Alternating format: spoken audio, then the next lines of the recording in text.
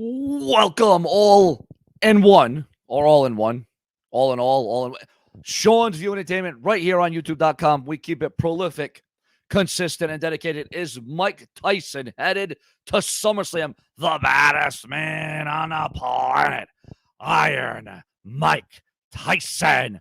Vince McMahon is open to talks to selling the WWE. We've heard it in the past. Is he going to sell it to Disney, ladies and gentlemen? Is he going to sell it to some other entity, some other company? What is Vince McMahon thinking, ladies and gentlemen? Is this why the WWE or Vince McMahon seems as if they really don't care what they pump into the product or what kind of storytelling or what kind of angles that they put out, ladies and gentlemen? And now this is according to Ringside News, ladies and gentlemen. Ringside News, WWE Open. Again, Ringside News is reporting. If you want to call me a clickbaiter, a masturbator, if you want to say that I'm pulling the wool over your eyes, I'm going to block you right now. I'm open to opinions. I'm open to agreeing and disagreeing. But if you're going to come on here and say that I'm clickbaiting and that I'm doing this and I'm doing that and I'm doing the other, you will be automatically blocked and you will be socked and you'll be cocked and you'll be rocked right the hell out of my room. So again, viewers and subscribers, I'm open to opinions. I'm open to comments. I am open to all that and the other.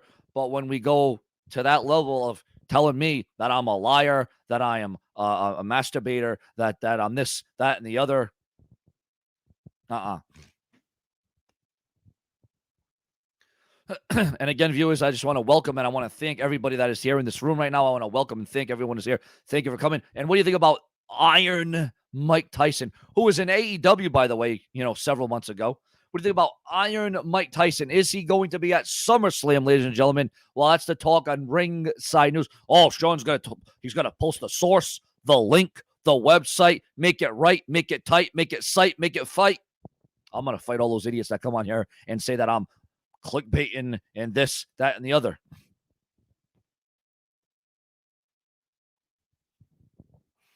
Hey, Sean's View, welcome back, and I love you, and may God bless you, and it is Corey. Well, thank you very much for that. Thank you very much. Again, ladies and gentlemen, I can pin your comments live on the show. Sean's View Entertainment, this is where it's at. We work around the clock. We don't stop. Remember, we keep it prolific, consistent, and dedicated. And excuse me, ladies and gentlemen, I bit the hell out of my lip the other night.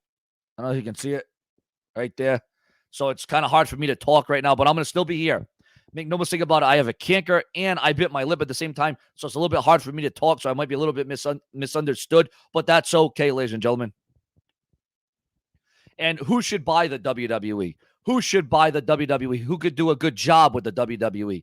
This all talk about NXT and Triple H going out of the fold of NXT. Vince McMahon selling the company. Vince McMahon open to selling the World Wrestling Entertainment. You got to wonder what's going to happen with that. And again, viewers, we're just waiting for more people to file in. We're taking your questions. We're taking your comments. We're pinning your comments. Donate to the Super Chat. Super Chat is open and it is live. We are thriving to survive. I am in the middle of trying to rebuild and rebrand and revitalize my channel. I'm trying to reset my channel, and I'm trying to make it all good for the viewers, the fans, and the subscribers. I am making this an interactive experience. We did a 7-hour stream last night, viewers. Understand that. We did a 7-hour stream last night on Sean's View Entertainment. There was all kinds of hacking, lacking, sacking, macking. There was all kinds of things going on last night. Sound bits of my videos were played. People were playing other sound bits of my videos. People were playing my videos on here last night. Is he selling the company to NBC? Well, again, we don't know who it is, but let's get into the report, viewers. Let's get into it right now, as a matter of fact. And again, WWE tried to lock in a big name for SummerSlam, that being Iron Mike Tyson. Ric Flair was a huge fan of the main event last night between Jericho and MJF.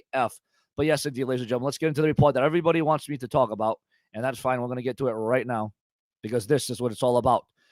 WWE President Nick Khan took a position within the company, which gave him more power as a board member in June.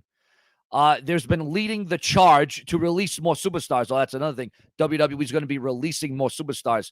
With the combination of WWE releasing several big names, superstars, as well as selling the content of the WWE Network to NBC, many fans have speculated as to the possibility of WWE as a whole being sold. Their continued efforts to trim the bottom line have not gone unnoticed. Nick Khan made an appearance on a podcast, a media podcast, And he made it clear that the WWE is open to doing business with other companies who are interested in purchasing WWE.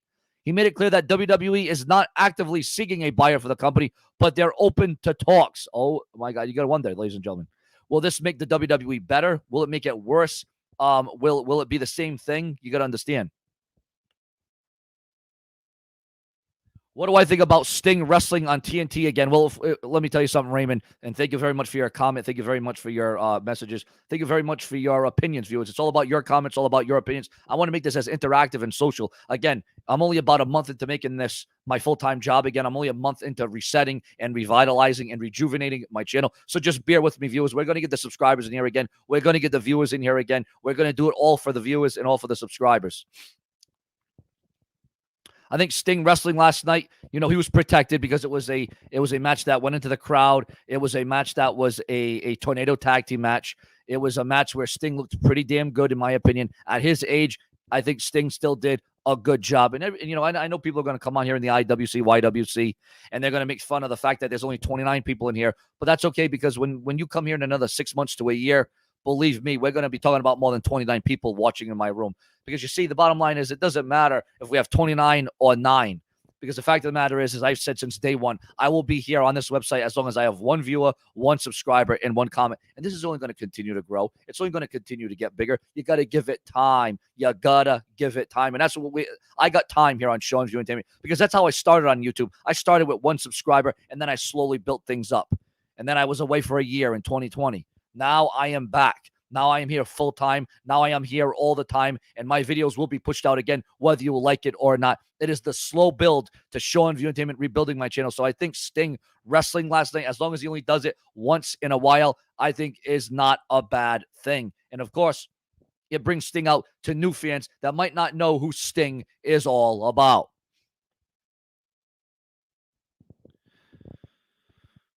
And again, viewers, we are waiting for more viewers and fans to file into Sean View Entertainment right here on YouTube.com. We got 28 people in the room. Again, we're taking your comments, your opinions, your questions. That's what we do here on Sean's View Entertainment.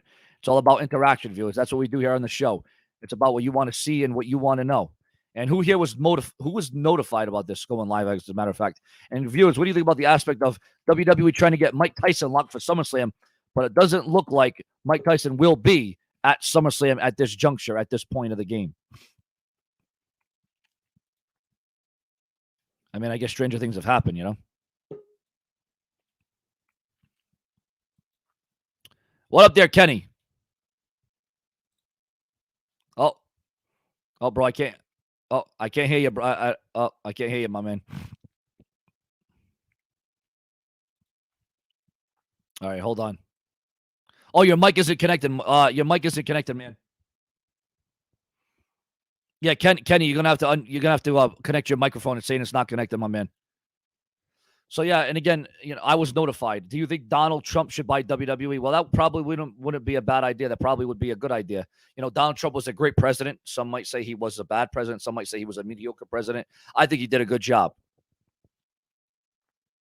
Yeah, no, and it doesn't matter if it's 30 or 30,000. Just keep doing me. Exactly, Billy. You hit the nail right on the head. You hit the nail right on the head. And again, I am going to continue to build and rebuild and re-strategize and reset the channel. Because, when you're gone for a year and then you have all these other wrestling channels taking over and all these wrestling channels are coming up and they're making a big name for themselves, that's great and grand and wonderful. But Sean's View Entertainment, there's room for me here, and there is room to grow. And believe me, I will go where I need to go, because this is the show of shows, Sean's View Entertainment. That no-sell table spot by Sting took me back to classics. Yes, it took me back to 1989. It took me back to 99, 91, 92, 93, 94.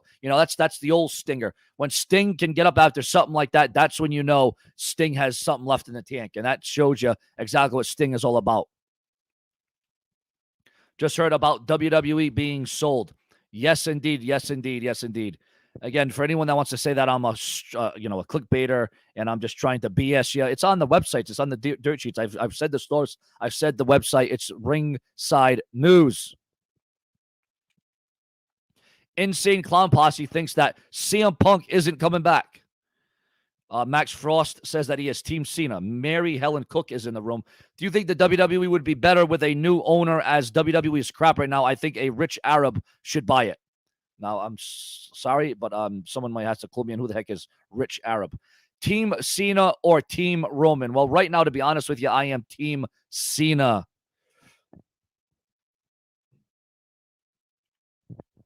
Team CDNA. Now, I don't know what the heck that is. And again, viewers, we are reading all the rumors, all the news, all the headlines that came in this morning. What I'm going to do is I'm going to go live every day, at least 3 times a day, but I'm going to go live between the times, the hours of, say, 12 to 10 o'clock, 11 o'clock at night. So you can expect to see Sean View between 12 p.m. and 12 a.m. in the morning, somewhere in between there. Copycat 81. And again, viewers, we're taking your super chat donations. Remember, the super chat donations are open and are available. If you donate to the show, you'll be realized, respected, and you'll be shouted out. Your comment will be pinned live on the screen. Did you watch AAA on Saturday? And Copycat, to be honest with you, I only caught the photos, the results, and the highlights. So no, I didn't watch it in its entirety, and I'm pretty sad that I didn't. Team Cargo Roman says wave face killer. I think John Cena is going to win, according to Aaron Van Dam. Who would be a good new owner for the WWE? Team RK Bro or AJ? Who will win? In my opinion, I think RK Bro will get the victories and walk out the new Raw Tag Team Champions. Now, last night, ladies and gentlemen, I want to address something. There was a lot of hijinks. There was a lot of drama. There was a lot of antics. There was a lot of crap going on. People are using my sound bits. People are using my videos. People are using my images. People are using my logos. People are using all my sound bits on here. And Bullfrog saw it. The sound bits of Sean View was used on here. People are getting cocked and locked right off my damn stream, left and right.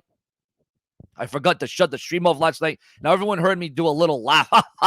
Everyone heard me laugh. Well, you see, if you go back on my stream last night, people were using my videos, and they were using them on this very stream. So I just want to let everybody know that that was my voice. That was my laugh. But it wasn't me in full time. It wasn't me in time. It wasn't me live. That was me making a laugh. That was me talking during a other video that was uploaded, because people are now taking my older videos and they're uploading them, they're re-uploading them, they're downloading them, they're doing all these different things. So, it is what it is.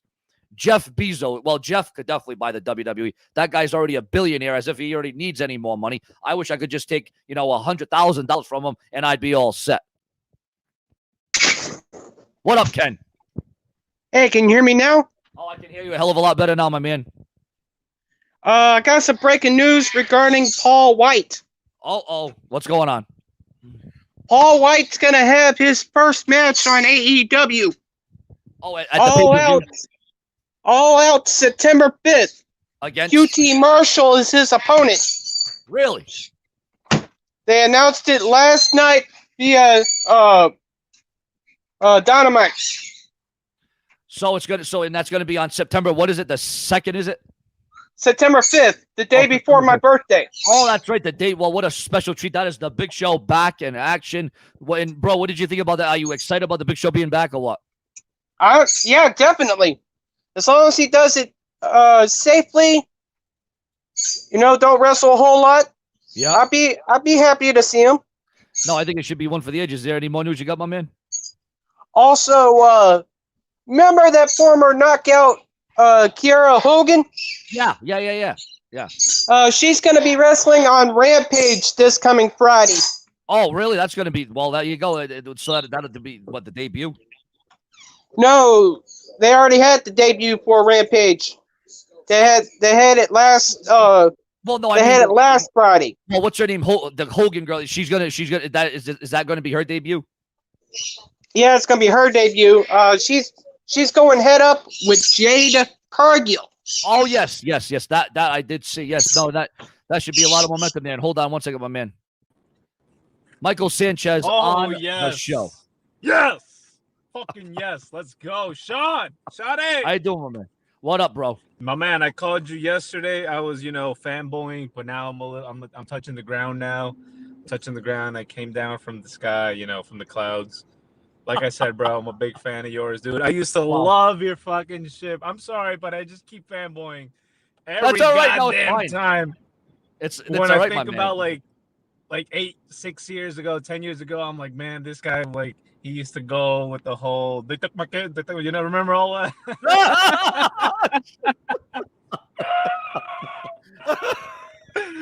Dude, you're fucking amazing. I don't give a shit who the fuck has anything to say about you. They're just hating on you, bro. You do your thing. Yo, I work with Young Republican YR and the other guy that looks like John Morrison, Tony from Revere.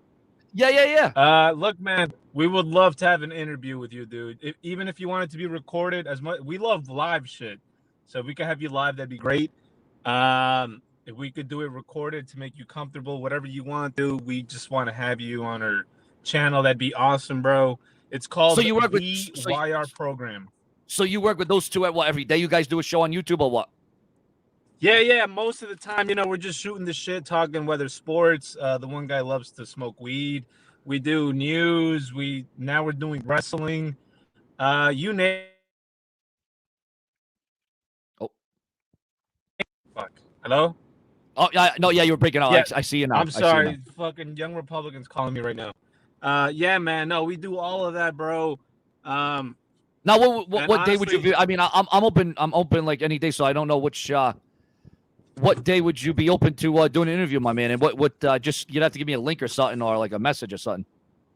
Yes. Can you be on Twitter? Like I tried messaging yesterday, but I can't since you don't follow me back. Oh, is that how they're doing Twitter these days? You have to follow someone. You know what? Hold on, I'm gonna see. You know, because there's a lot of fake Twitters about me on there, so you might have. I mean, hopefully you messaged the right one. Let me go check my messages. But do you have your? I think on your name you have like 100,000 subscribers or something. I think that's you, right? Did you put that? I'm checking my. All right. Oh, yeah. It says. It's saying I don't have any messages. Well, what I'm gonna do? I'm gonna put my. Well, all right. Well, give me. You know what to do? Type when you're not driving. Type in the room your Twitter, and I'll follow you, and then we can talk about the time and a date and all that. Fuck it. Let me park right here, dude. This is big, bro. Fuck that. Let me double park right here. Let me tell you how big it is. We got 52 people in the room right now. So yeah, now would be a good time. 52 people in the room right now. Let me go. Damn it. Shit. I don't know. How do I do this on? Damn it. Well, just let me go on Twitter right now. Yeah. I'll go on Twitter right now. I'll tag you and I'll tell you this is me. This is me. This is DDP, and we'll go from there. Oh, all right. Sounds good to me. All right. So you follow me. I'll get an email about you following me, right? You know, whatever they do on. Yeah, you're gonna get a little notification. SC Steve is following you, and then just follow me back, and then I can DM you, and then we'll go from there, dude. We go live every day, whether it's morning, night, afternoon, midnight, you name it, you got it. Anything for the Sean's View Entertainment. We'll roll out the red carpet, bro. You are the greatest thing that's happened to us in a long time. Well, man, I now wait, where you calling out of? I am from Florida. Florida. Well, bro, yes. You know, stay safe, be safe. How's the Corona doing over there? It tastes good, bro. I like my Corona extra Corona.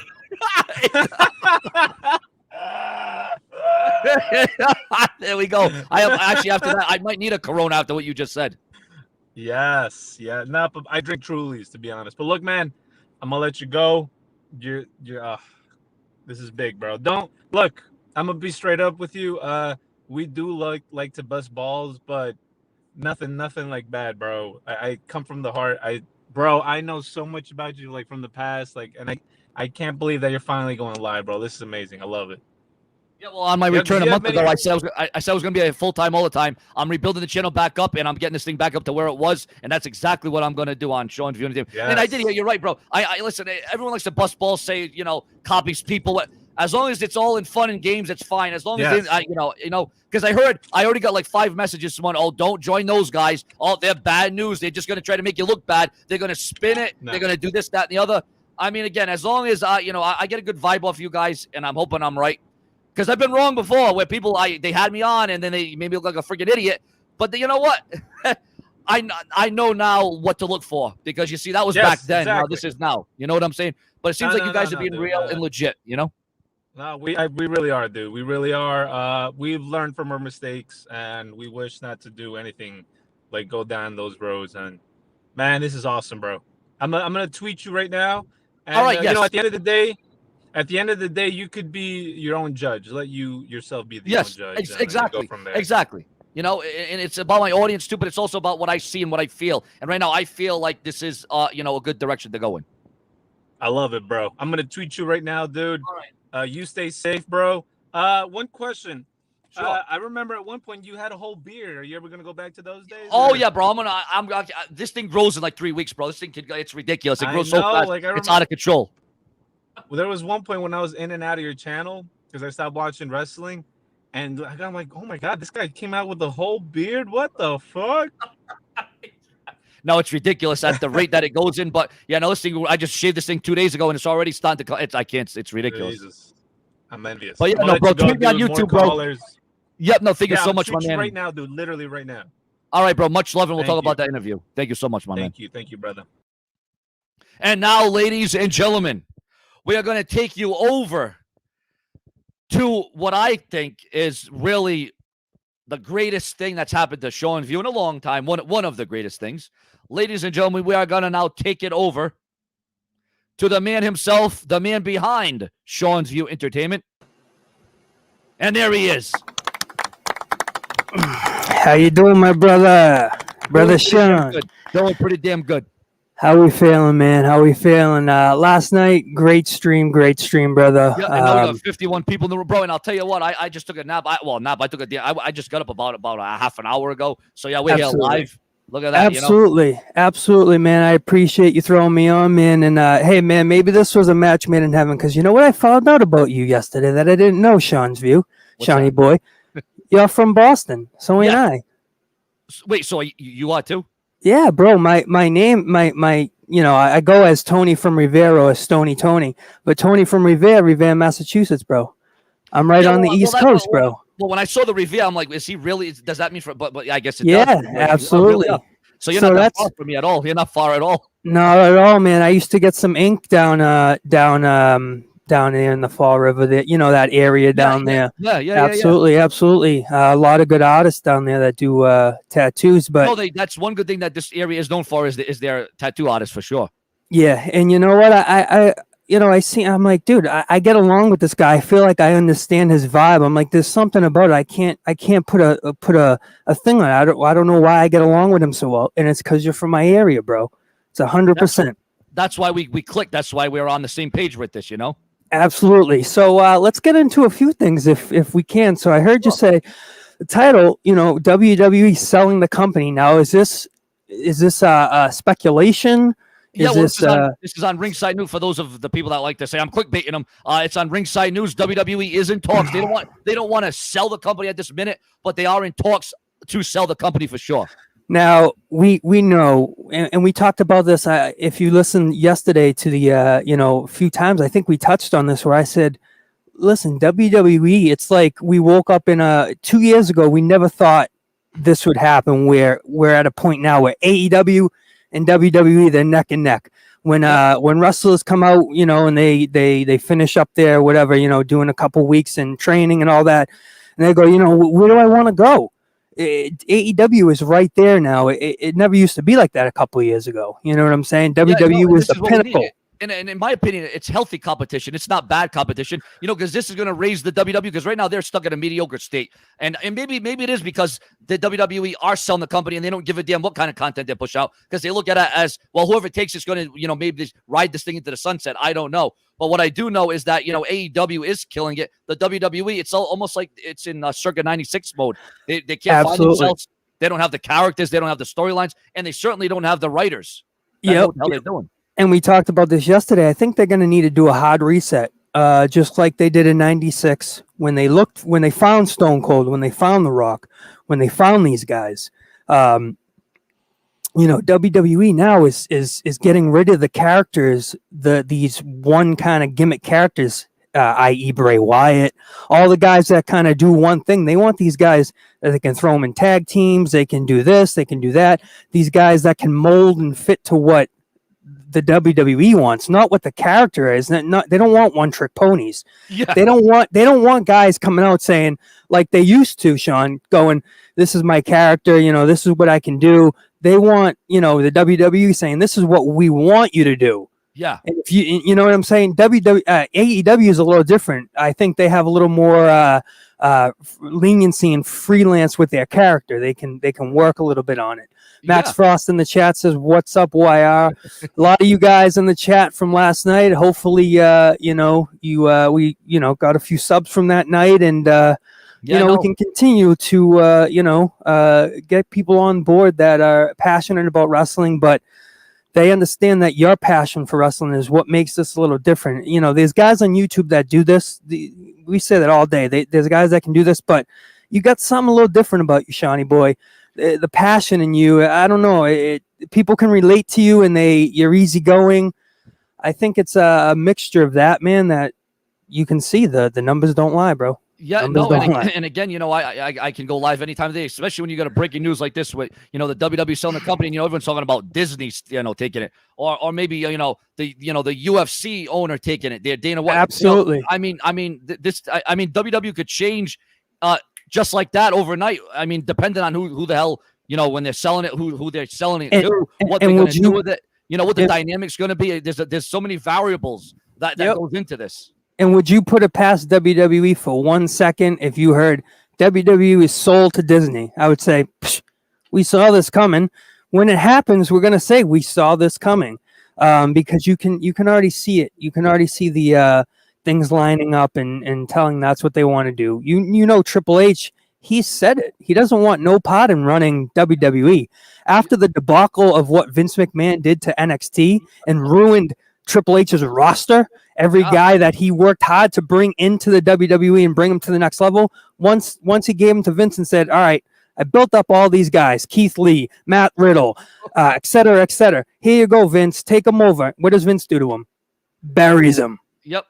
Or they just leave him backstage with no storyline, no direction, and they get lost in the shuffle. How many guys have come from NXT to WWE only to be buried? Look what happened to Karrion Kross. He's dead, gone, and buried. Look what's happened to Bray Wyatt. He's released. It's a very sad, tragic state of affairs, if you ask me. Yeah, and so Triple H is sitting back and saying, "What do I want to take this over for? What's the point? You ruined my whole prodigy, all my prodigies I brought up. Forget it. I'm out of here." And I guarantee you that's where Triple H is at.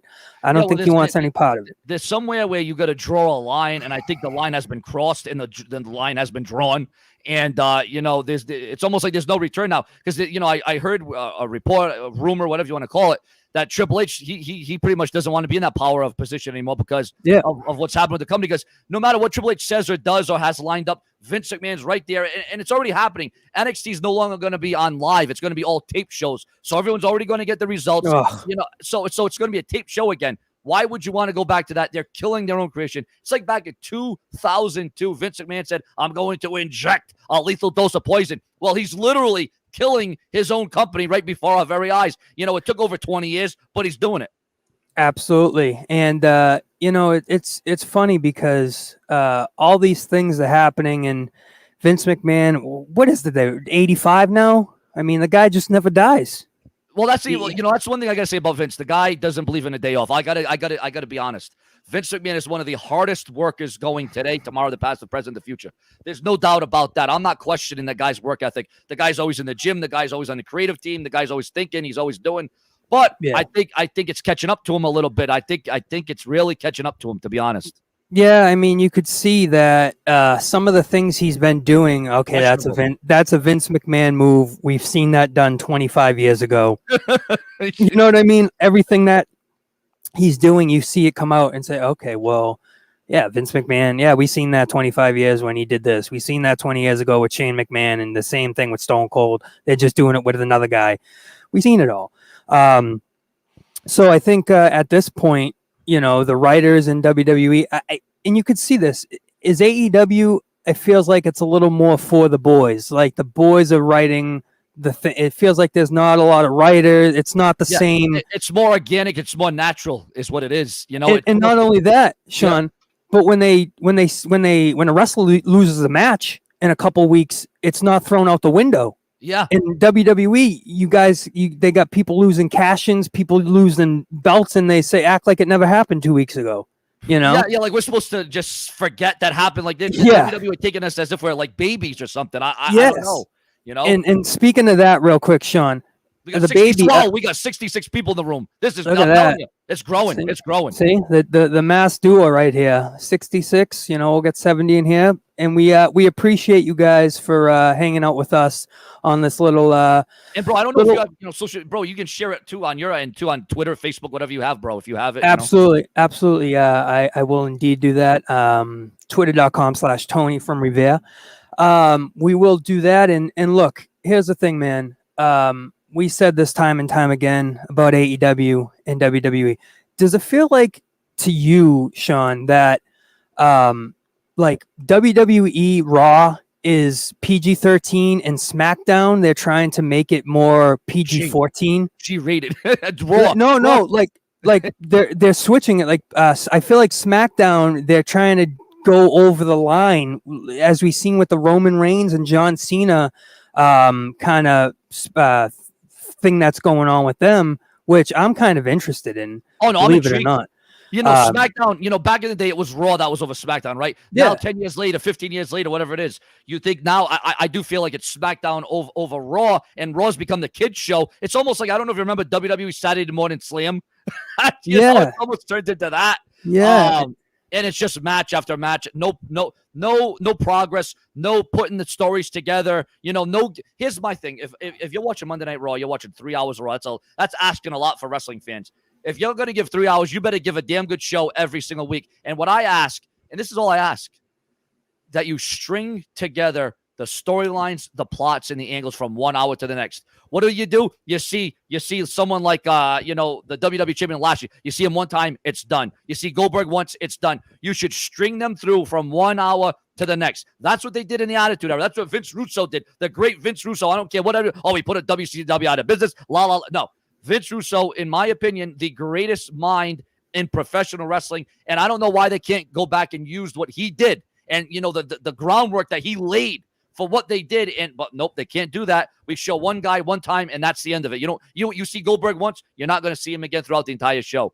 Yeah. And it's just, it's a very, like I said, it's a very sassy. And SmackDown, yes, they got their finger on the pulse. SmackDown's doing great things, stellar things. And you know what's sad, bro? Because back in the Attitude Era, I remember this as a kid. If you were watching Raw in the Attitude Era, say you missed 1 week, you would be lost. Nowadays, you could miss 3 years of Raw, and you'd be like, "Oh, it's the same shit." You miss a couple weeks, and you're just it doesn't matter. It's the same thing because they build up that same match for 4 weeks until the pay-per-view. Build up the match 4 weeks until the pay-per-view. It's the same thing. Monday, just done over and over again to do the same concept until the pay-per-view, and it does get old. And it's just at the point now where you think about it, and I think Vince, especially in the WWE, they love to work on the word revenge. See, revenge and jealousy is a funny, fickle word, right? These guys, a lot of people love revenge and love to get revenge and are super jealous, but especially Vince in the WWE, as you see. What happened to Ric Flair? He's gone, right? He went to the AEW. But what happens now? What's the big thing now? Oh, John Cena versus Roman Reigns. And if John Cena wins, he gets that number 17. Yep. And Ric Flair's done. Scribble out your name. Goodbye. You don't think that's going to happen just because Ric Flair went to AEW? Yeah, well, it is a revenge thing because the WWE has always been built upon revenge and getting the upper hand and getting the final say, so to speak. You know what I'm saying? And, I would be shocked if they didn't do it. They didn't give this. Well, look what they do. Here, you want to talk about revenge? We all know CM Punk's going to AEW. What is WWE doing on their YouTube channel? They're showcasing all CM Punk matches right now. What does that tell you? Tell you? Yep. They'll just do anything they can to get their little way in and to try to stir up the narrative and to control the narrative. That's what they want to do. Exactly. They want to control the narrative. And I said this yesterday, it's kind of like Back to the Future in 1985 when Marty McFly gets out it's the wrong timeline and friggin' Biff is the running the thing and there's the city's on fire and stuff. You kind of think about 2 years ago, back in this point, we sat there and said AEW will never be king over WWE. You'll never see that happen. You think Vince is going to get toppled? No way. And then 2 years later, we seen it. We actually seen the fall of the empire. Yeah, we're living through it right now. We're literally living. And, you know, the only thing that AEW has not done yet is beat Raw or SmackDown in the ratings. But I think with CM Punk, they're really going to get there, you know, because the ratings play a big role in this. I mean, they you know, we can say AEW is better than WWE all day long, but the fact of the matter is the ratings still have not proven it. So once CM Punk and Daniel Bryan goes there, I think that's when the switch is going to be flipped on the ratings. You know, I don't know. Here's the thing, though. Say they do get a 2 point whatever million views, and they finally beat Raw or SmackDown. The problem is, can they keep the momentum going? That's the problem.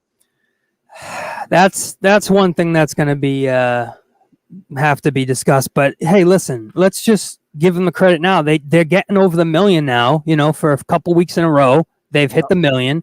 So let's just give that. Let's just give them that first. You know what I mean? They're slowly doing it. You know, we can't. Rome wasn't built in a day. You know what I mean? Oh no, it's definitely a transition period. It's definitely a transition period. Yeah. So I mean, if they're getting the numbers, they were at 600,000, 700,000, 800,000. Now they're getting up to the 1.1s, the 1.2s. Pretty soon, you know, hopefully in another year, you'll see them up to the 1.5, 2 million mark consistently.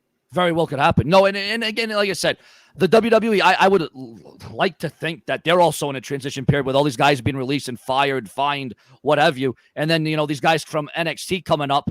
But again, if the WWE is truly going to sell a company like Ringside News is reporting, maybe they don't give a damn, like I said, what they're pushing out right now. And, you know, Shane McMahon, he doesn't really have anything to do with the business right now. He's doing his own thing with another company, another organization. So, you know, it's going to be very interesting to see like where we're at in say the next couple of years, because, you know, AEW is doing great things, and the WWE, it's sad to say this, but it's almost like the WWE needs to find itself again.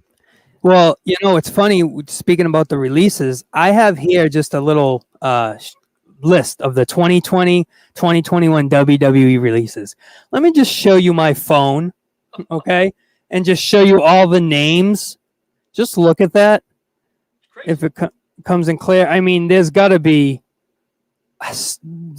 so many names: Selena Vega, Akeem and Razor, Rusev, Eric Rowan, Sarah Logan, Carl Anderson, Luke Gallows, Maria Kanellis, Cain Vasquez, Zack Ryder, Kurt Hawkins, Heath Slater, Eric Young, Curtis Axel, No Way Jose, Heath Slater, Agar, whoever, Jazzy Goldberg, Luke, Bobby Fish, Mercedes, Leon Ruff, Jake Atlas, Keanu Reeves, Giant Zoner, Stefan, whoever, Ric Flair, Bray Wyatt, Chase Parker, Simi Singh, Lars Sullivan, Big Show, Steve Color, Andrade, Chelsea Green, Mickey James, Vanessa. I mean, I can go on, dude. Yeah, no, you can go for days and days and days, and it's you know, you got to think about this. These people have families, they have kids, they have to put food on the table. You know, they got bills like everybody. It's just like. Real quick, tell me this, Sean. Tell me if this wasn't the huge thing that happened before the pandemic and everything hit. Wasn't WWE buying every wrestler? Like they were half of these guys were the guys that at the end of the day, I feel like WWE wasn't there like a couple of years where they were just grabbing everybody? Yeah, they were. Yeah, they were grabbing from any wrestling promotion that they could get their hands on. Yeah, they were. I remember Triple H actually was one of the heads of that. I think it was Triple H. And he's just signed everybody. They were going to the indies. They were actually taking a trip to the indie scenes around the country, around the, you know, the nation. They were looking all around, and they were picking up all these talents. And then, you know, I don't know if the Corona had not hit, if they would have released all these guys. I don't know. I mean, you know what? It's just like, you know, you see all these guys, and it's like, all right, you can't have a storyline for everybody. I get it. You know, 3 hour show, you can't have, well, even through 3 hour show, you should have time with somebody, but that's okay. You know, you would think though that they would have been able to have some kind of predicament, some kind of story, some kind of plot, some kind of angle that the plot would have thickened, and instead, no, it got unthickened because they released all these guys. They you know, and again, I know Corona. Listen, I know Corona has a part in this. I understand that. But then they say that Bray Wyatt and Vince were on bad terms. I didn't even know about that. I didn't know they were on bad terms. Bray Wyatt had lost all this weight to get in great shape. He was going to come back with a new character, a new spin, and now all we're seeing is Finn. So it's like, I don't know. And look at the sad story of Braun Strowman. I mean, can you guys even believe that he's not even in WWE anymore? He's gone. There's another big name, Big Braun Strowman, the guy that just defeated Goldberg last year at WrestleMania with no fans in attendance. You know. How can you misbook somebody like that? You know, Braun Strowman, the men among men. I mean, the guy, he wasn't. He wasn't on the level of like an Andre the Giant or that. The eighth wonder of the world. But why is that, Sean? Why is that? Well, it's not Braun Strowman's fault. It's the WWE's yes. fault. Whose fault? Isn't it their fault for making Braun Strowman look stupid, making him do silly things? There was times where it was almost like he was going to turn into the Big Show. Look at Big Show. He's another instance of a goof, a 20-year goof. Yeah, it's terrible. And again, not their fault. We're not placing the blame on the wrestlers. It's the company. It's the powers that be that are destroying these guys. And it's funny now the edict is, we're not going to hire anyone that's 30 below 30. We it's 25 to 30 years old. They're not hiring anyone 30 and up now. They're not hiring any other talents. If you're 30 and up, that's it. You're old news. We don't want you here. Yeah, you see the roster. If you look at the roster, most of the guys are 35 and up.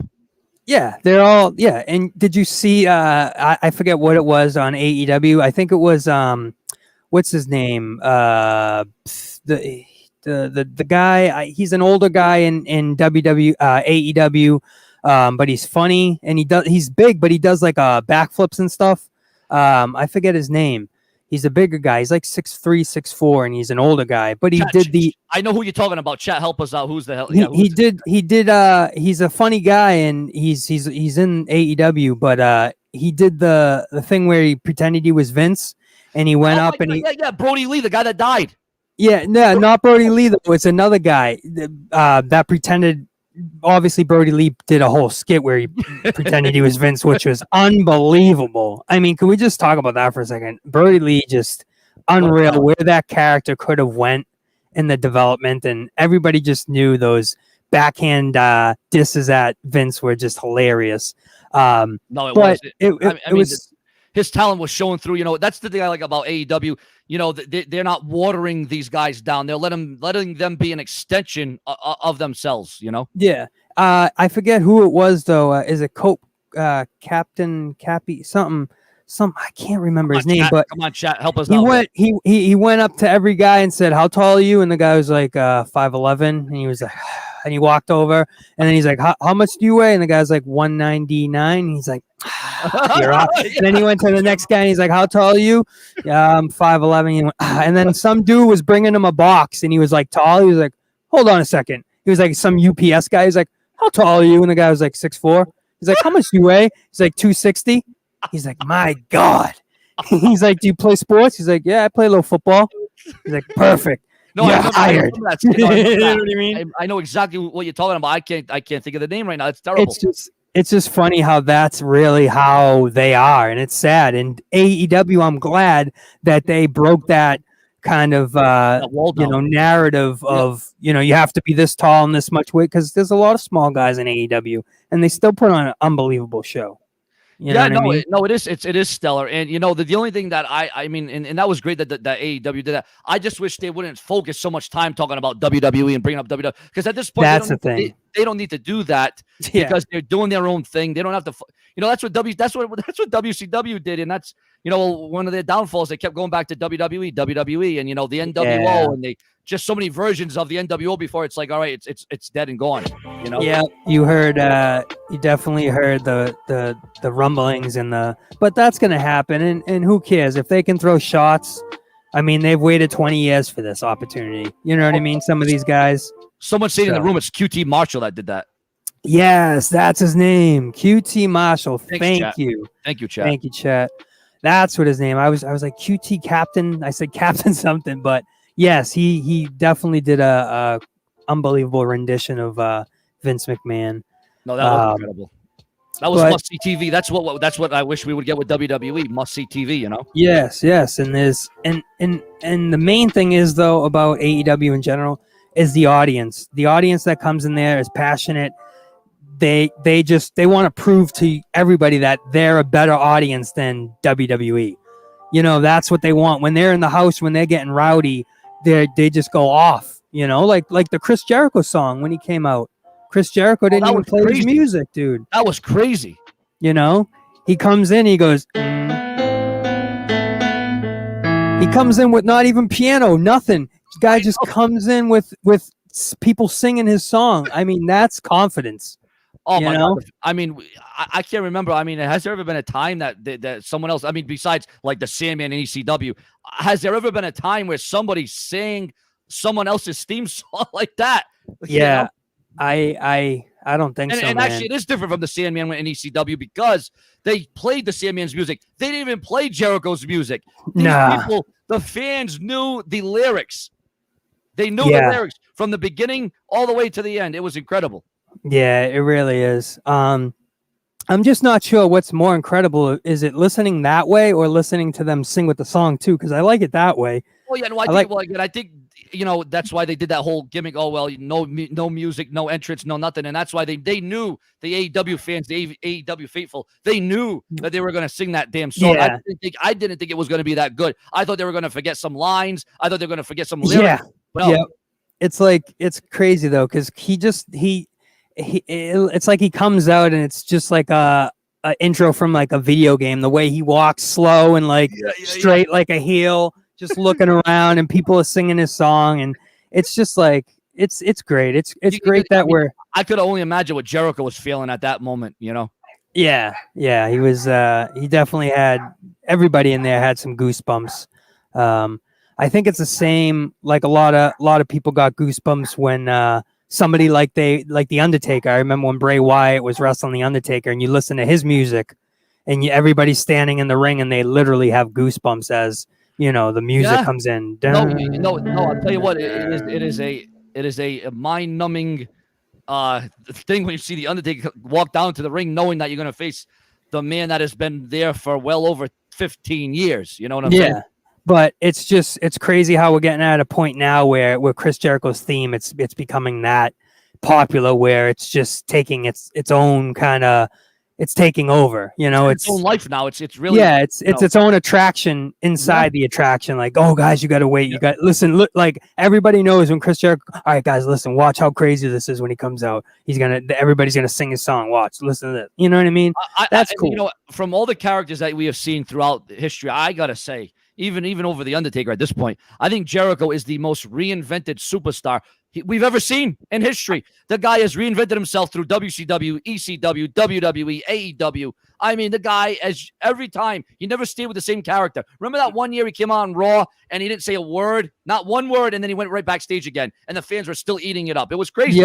Yep. And it's funny that in 2 years in AEW, I think he's been able to do more in 2 years than he's done in 20 in WWE.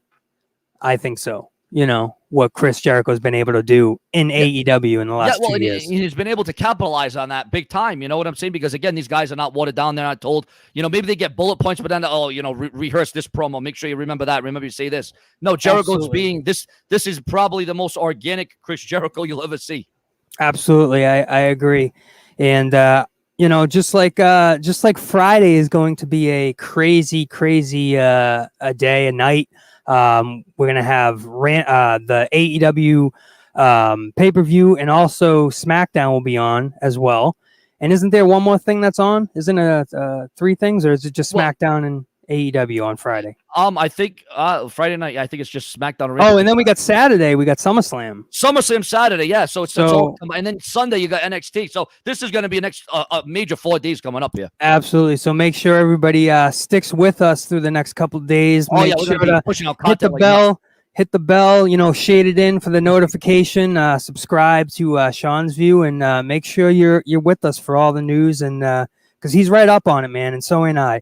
I mean, if there's anything that comes out, I'm one of the first guys that tries to see what's going on. And, try not to, people like to project and think things. And I like to kind of sit back and let things come out first and then react. A lot of people kind of react before things come out and then go, whoa, they changed that. And then that's wrong. And, they want to be the first to do it. We kind of sit back and let things, and then take like this with WWE selling. I mean, we all know it's going to happen. Yeah. It's just a matter of time. And I definitely think maybe some under the radar company will buy it, like a martial arts company like UFC or something. Maybe, who knows? But at this point, we're all guessing something like Disney or some big. Because that's what's been coming up in the reports. Disney and I mean, Disney's done some great things with all their movies over the last few years. But I just you know, I mean, will we see Donald Duck in the ring? I mean, yeah, well, that's what it's coming to. Every wrestler is trying to come out with a movie, and you know they want. So it's basically like Disney. So it's like a 2-package deal. You sign with us in WWE, and you're gonna get a movie. We're gonna make everything, you know, like a movie for you. That's basically where they're going. About the movies, you know, there were a few fans before on social media asking, "Hey, Sean, is there tickets still available for SummerSlam in the movie theaters?" Because yes, SummerSlam is coming to the movie theaters, and viewers to that, I have to ask, you have to go check out your local theaters to see if they're still selling. Because yes, they are doing SummerSlam in the theaters on Saturday night, but you'd have to check your local theater. And a lot of people like Max Frost say, Jacob, SmackDown is better than Raw. So we do have people that, and I might agree with you there. I definitely might agree. SmackDown, even just watching it this Friday with the beef between him and John Cena, it felt completely unscripted. I mean, they were talking about rated R jokes and a ton of stuff. You know what I mean? So that language is used on Friday nights, but it's not used on Monday nights. It's a whole different ballgame. So yeah, even though Fox and USA are owned, you know, I don't understand with that mentality, that thinking, that mentality. The mentality. No idea. It's I don't understand why they don't want to push it. And especially, you know what's even worse? Raw is on later than SmackDown. So why can't you push that, you know, that the boundaries there? I don't understand. I'm confused because it literally, if you look at them that way, it's SmackDown is the definitely more rated R version. If you go watch the Roman Reigns John Cena promo, the 10 minutes they were in the ring. I mean, some of those jokes there weren't, I mean, they were rated R 100%. Especially when we're talking about sexual positions and everything. Yeah. I mean, you know. Exactly. And so even Mr. PG, everyone wants to go John Cena PG. John Cena was not being PG on SmackDown, let me tell you. No, and he gave it to Roman. He buried him because he was saying, like, you know, I only have to, you know, at the end of the day, 1, 2, 3, Roman. That's all I need to do to beat you and get number 17. And guess what happens to you, Roman, once that happens? You're the guy that lost to John Cena for the 17th time on his champion. You're just going to be a statistic. Yeah, you know what I mean? And another great thing he brought up was Roman Reigns has yet to be embarrassed. He is yet to be embarrassed. John Cena knows what it's like to be embarrassed. Roman Reigns, he's going to find out firsthand at SummerSlam on Saturday night exactly what makes right for him is, well, he might be embarrassed. I think he definitely was embarrassed with that Jack and the Giant Beanstalk when he did that promo. You know, he was like, you know, you're like, let's talk about a story about Jack and the Beanstalk. Jack climbed this tree, the beanstalk, and everybody was like, what are you doing, dude? You know what I mean? Everybody's like booing him and shit, you know? So he definitely understands. He's not a promo guy, but he was in the ring throwing jabs with John, and he hung in there. Oh, no, he's definitely improved since 2016, 17. No doubt about it. I mean, there was, you know, talk that Roman Reigns was taking acting classes and all this other stuff. And I do believe it, promo classes, I should say. It's definitely showing through because Roman Reigns has improved 1,000% on the microphone. And ever since he became a heel and they'll let him be himself, it's been awesome. Yeah, I mean, guys, and for the guy, you know, I say this all the time. Oh, well, Sean, not everybody can do that. Well, for the guys that can't do that, that's why we need to bring in managers, mouthpieces. We need managers back. You know, back to the 80s, managers came to the ring with just about every wrestler. They came to the ring with almost every heel guy. If you can't talk and be yourself, that's fine. That's where a manager can come into the role. But right now, we only got 2 managers in the WWE, so it's, you know, it's kind of tough. Yeah, it is a little weird that Paul Heyman is Roman Reigns' manager when you think about it for a second. I mean, it was pretty weird when he was the manager of CM Punk. I'm like, why does CM Punk need Paul Heyman? I understand the whole Paul Heyman guy, but CM Punk didn't need a mouth for him. He didn't need a speaker for him. But you know, they did it. I understand because they had to build up to, you know, Lesnar and Punk at SummerSlam, and I understand that part of it. But Punk at no time never did he need a mouthpiece. No. I think that was more for the you know, the look, the aesthetic. The look. You know what I'm saying? But as far as their beef, I mean, we're gonna see, and I definitely think, as you've seen, Ric Flair made his appearance for the AEW. I mean, that's someone said in the chat that he's not signed yet, and is he not signed yet to AEW? The Big Show, yeah. Ric Flair. Oh, Ric Flair, yeah, he might just be on a handshake deal right now. As a matter of fact, he might be on a handshake deal. Yeah, okay.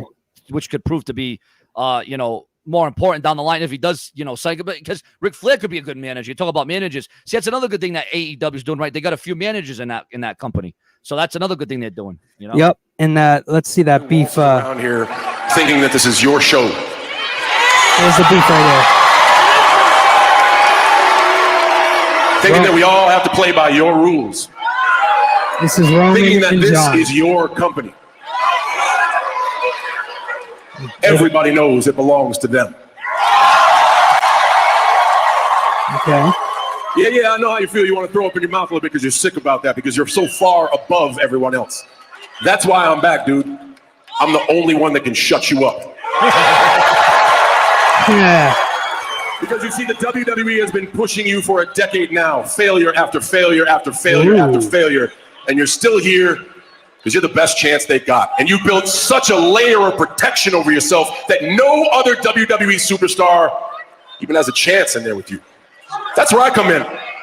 They asked me to come back. They asked me to come back because, big old piece of humble pie, and you're going to get one when I beat your ass at SummerSlam. I mean, he's just giving it to Roman. You know what I mean? Literally destroying him.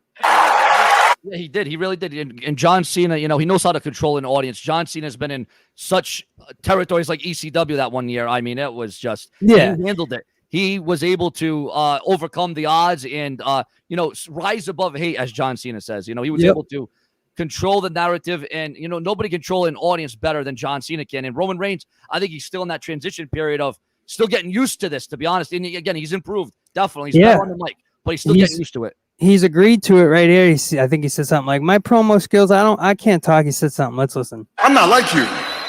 I'm not going to bury my opponent and then go out there and say I'm going to beat a bum. No, John, I respect you. I do things differently around here. I'm sophisticated. We do a compelling storytelling here, John. You're John Cena. Arguably the greatest of all time.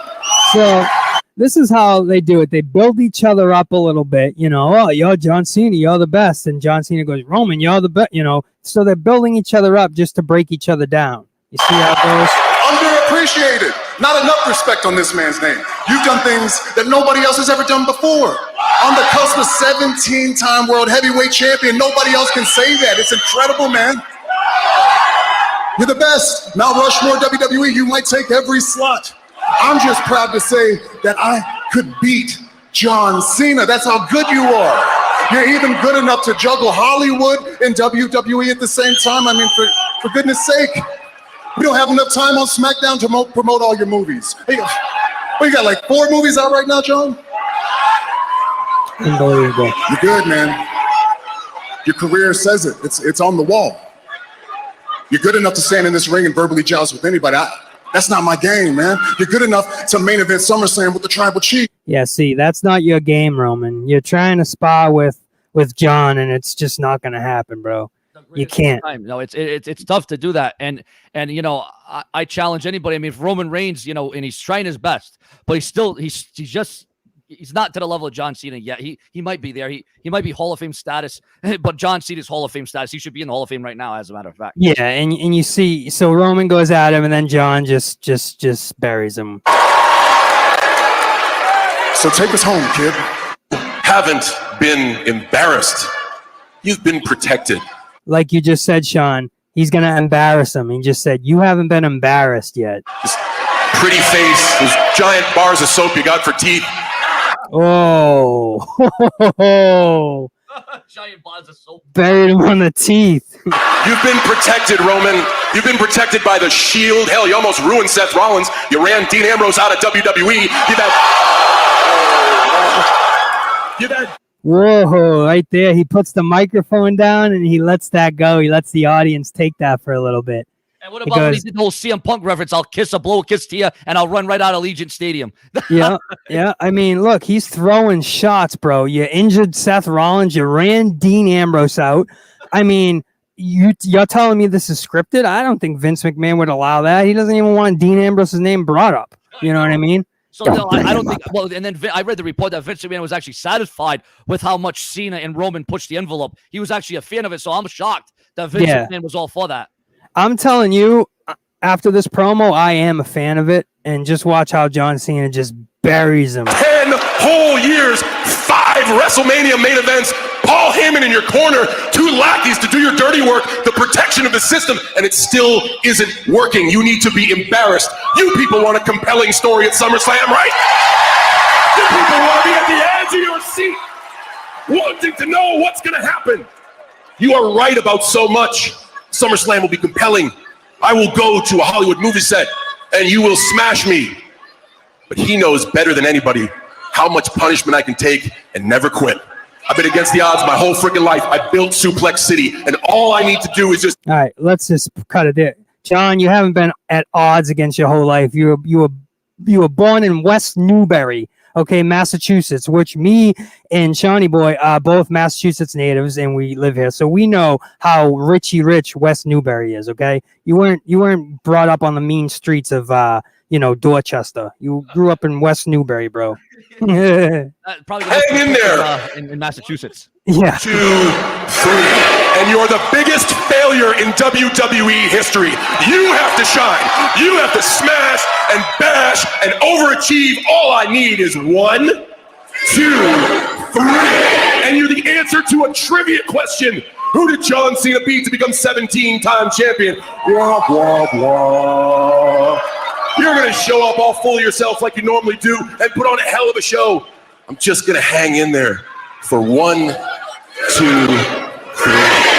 And then I'm going to take your title. I'm going to jump the barricade, and I'm going to run out of Allegiant Stadium as fast as I can. I may even blow you a kiss goodbye. There it is. This is what you don't get, young man. It's inevitable. No one can protect you anymore. At SummerSlam, the champ is gone. 1, 2, 3. Done. And Roman, you are done, bro. It seems like we got someone else coming onto the show. We'll see how this goes. We're bringing him on right now. Beautiful. Let's see what we got. Ladies and gentlemen, it's me, Tony's favorite guy, DJ. All right, you probably want to just get this guy off. Oh, who's he? Yep, get him off. Who's he? Yeah, we don't bring him around here. Don't worry about him. Just Shawnee Boy, listen to me as a Massachusetts native. We don't bring guys from Canada around here. Okay? Put it that way. I guess you have history with that guy, I would assume. Yeah, that guy has a little history with the wrong people. So he's we'll just put it that way. You know what I mean? So you have no nothing to do with that guy no more, right? Nothing good to say. But we Shawnee, that's what it is. It's these guys, these clout chasers. They're gonna follow us everywhere. They're gonna do what they can to try to infiltrate the system. They want to bring it down. That's all they want to do. When you're having fun, when we're having fun, when the chat's having fun, people don't like that. People don't want to see that. You know what I mean? When we're just hanging out talking wrestling, people don't want that. People want you to be upset. People want you to be, you know what I mean? Yeah, rant and raving and everything. Yeah. And that's okay for me to do it sometimes, but I'm not going to go. This is a great conversation. We're having a great podcast. We're having a great show.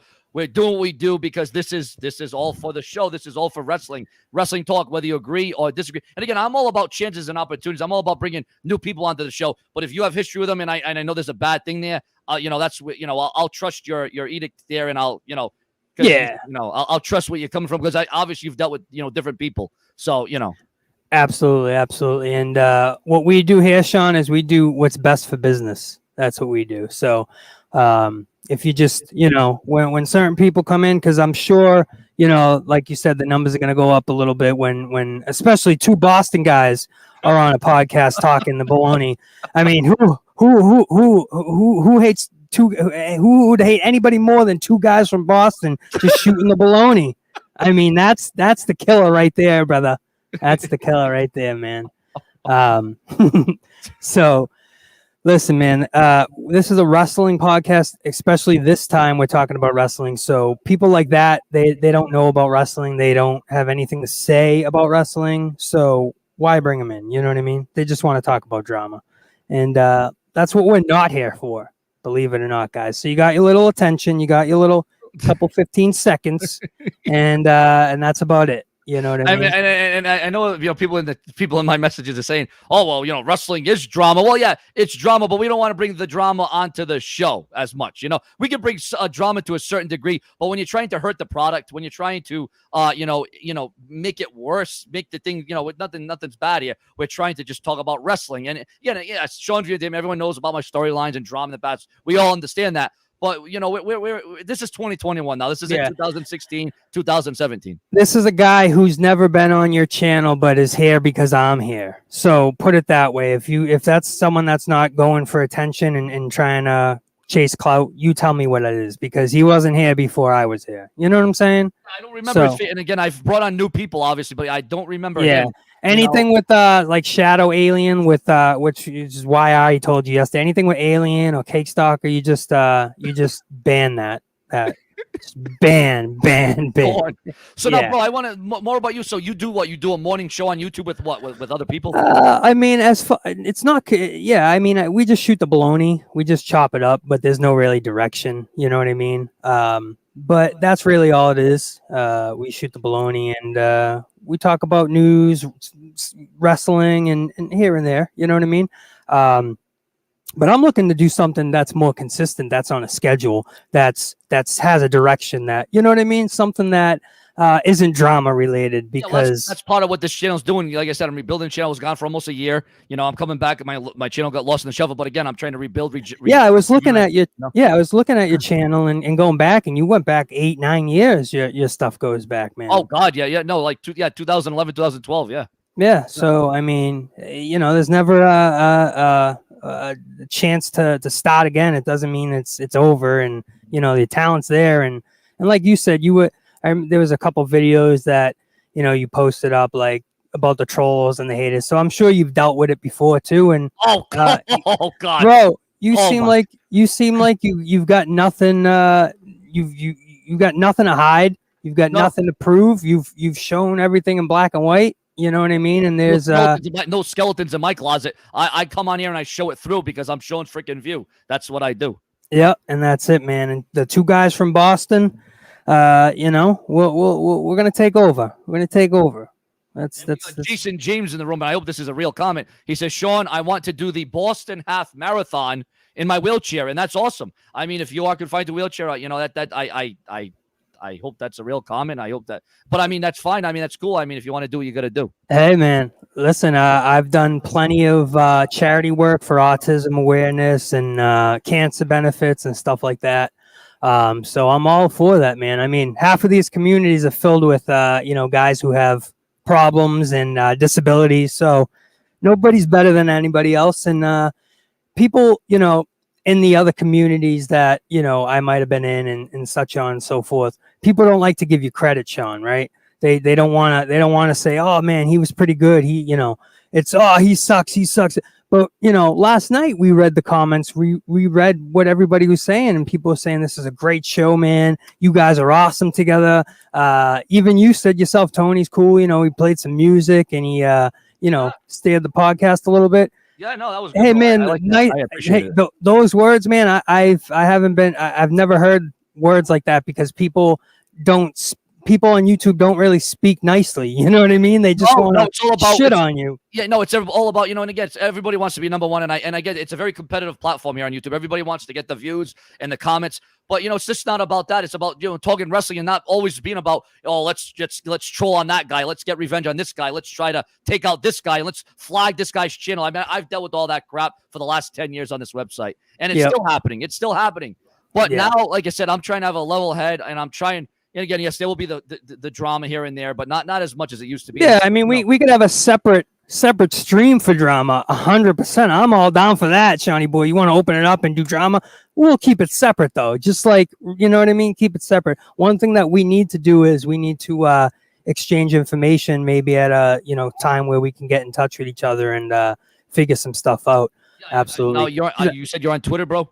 Yeah, I'm on Twitter. I know you have a few Twitters. I think there was Well, the real one is because people have made so many fake Twitters on. The real one's 100,000 on YouTube. Yes, that should be about 800. Follow me on that one, and you should be able to message me through that one. Yeah, I'm pretty sure I did follow you. If you want to check the Tony from Rivera, and we can start it that way, because listen, man, these days, man, people in social media, you know, they just want to dive into anything that they can in your real life. Hey, man, you want to make fun of my headband? You want to make fun of my beard? You want to make fun of my necklaces or my sunglasses? That's fine. You know what I mean? I'm not worried about that. You want to go inside my personal life and stop pulling up stuff? Then we got a little problem. You know what I mean? No need. Yeah, for well, it. it's like when they're attacking, you know, my girlfriend and her daughter, and then attacking my elderly parents. I mean, that's great. I mean, there's you know, there's no answer. There's no answer for it. You know what I mean? And that's why I got lawyers in my back pocket, because you need them. You know what I mean? You need them these days. Things got to be done by paperwork. You know, there ain't no conversations no more, Shawnee boy. There ain't no, hey man, you know, you're acting a little kind of funny. You want to relax? There's none of that no more. You got to come with a cease and desist. You know what I mean? Cease and desist. That's what you got to come with. So listen, man, we're talking WWE. We're talking AEW. We got a great couple days coming up. Oh God, it's going to be jam-packed to the rafters, as the late great Gorilla Monsoon used to say. Yeah, jam-packed to the rafters. You plan on doing like a pre-show or a post? Well, I'm planning to be here during AEW. I'm going to upload a couple of videos as well. See, cool. The thing, you know what makes YouTube tough now, bro, is you can upload 10, 20 videos a day, but they only push out 3. So it's very hard. See, back in the day, everyone knows Sean's View as the guy that put up the news first. I used to put up 10 to 20 videos a day. Now YouTube, you know, you can't do that now. You know, everything's changed on this website. They've had all kinds of bells and whistles, notifications. So I'm trying to pick. Trying to pick the poison here. You know what they do have though, Sean? They have those shorts. They're called. So I think you can like record like a 50-second clip or a minute clip. I think they're called YouTube Shorts. I saw that. Is that actually out now? Because I don't know if is that actually like Yeah. So what you do instead of clicking a video, it's like the top. You click the top thing and it just plays it's like a quick clip. You know what I mean? Like TikTok.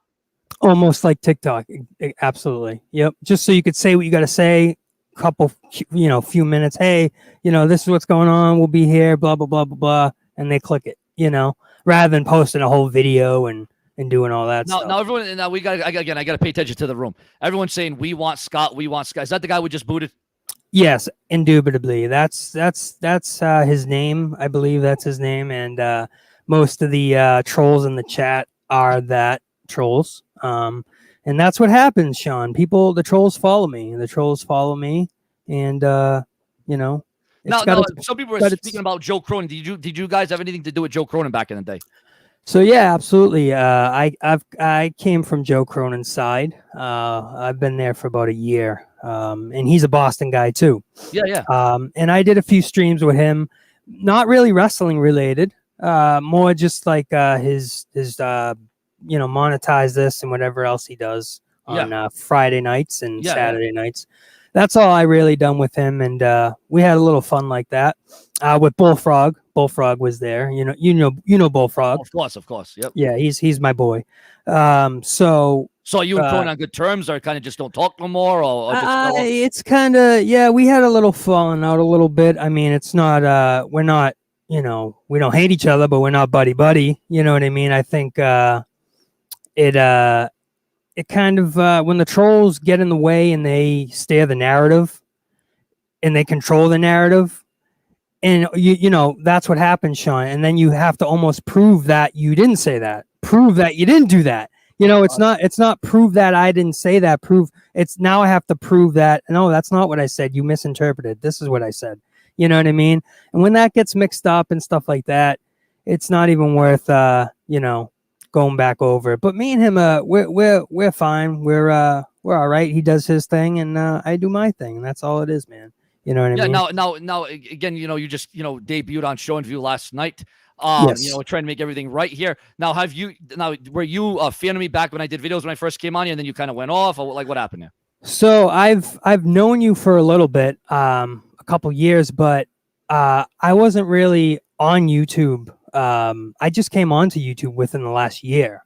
So once that happened, it really opened my eyes to this kind of thing, like people streaming. Like I wasn't really a streamer. I wasn't really into that. And once I kind of got my dip my toes in the water a little bit, I really enjoyed it.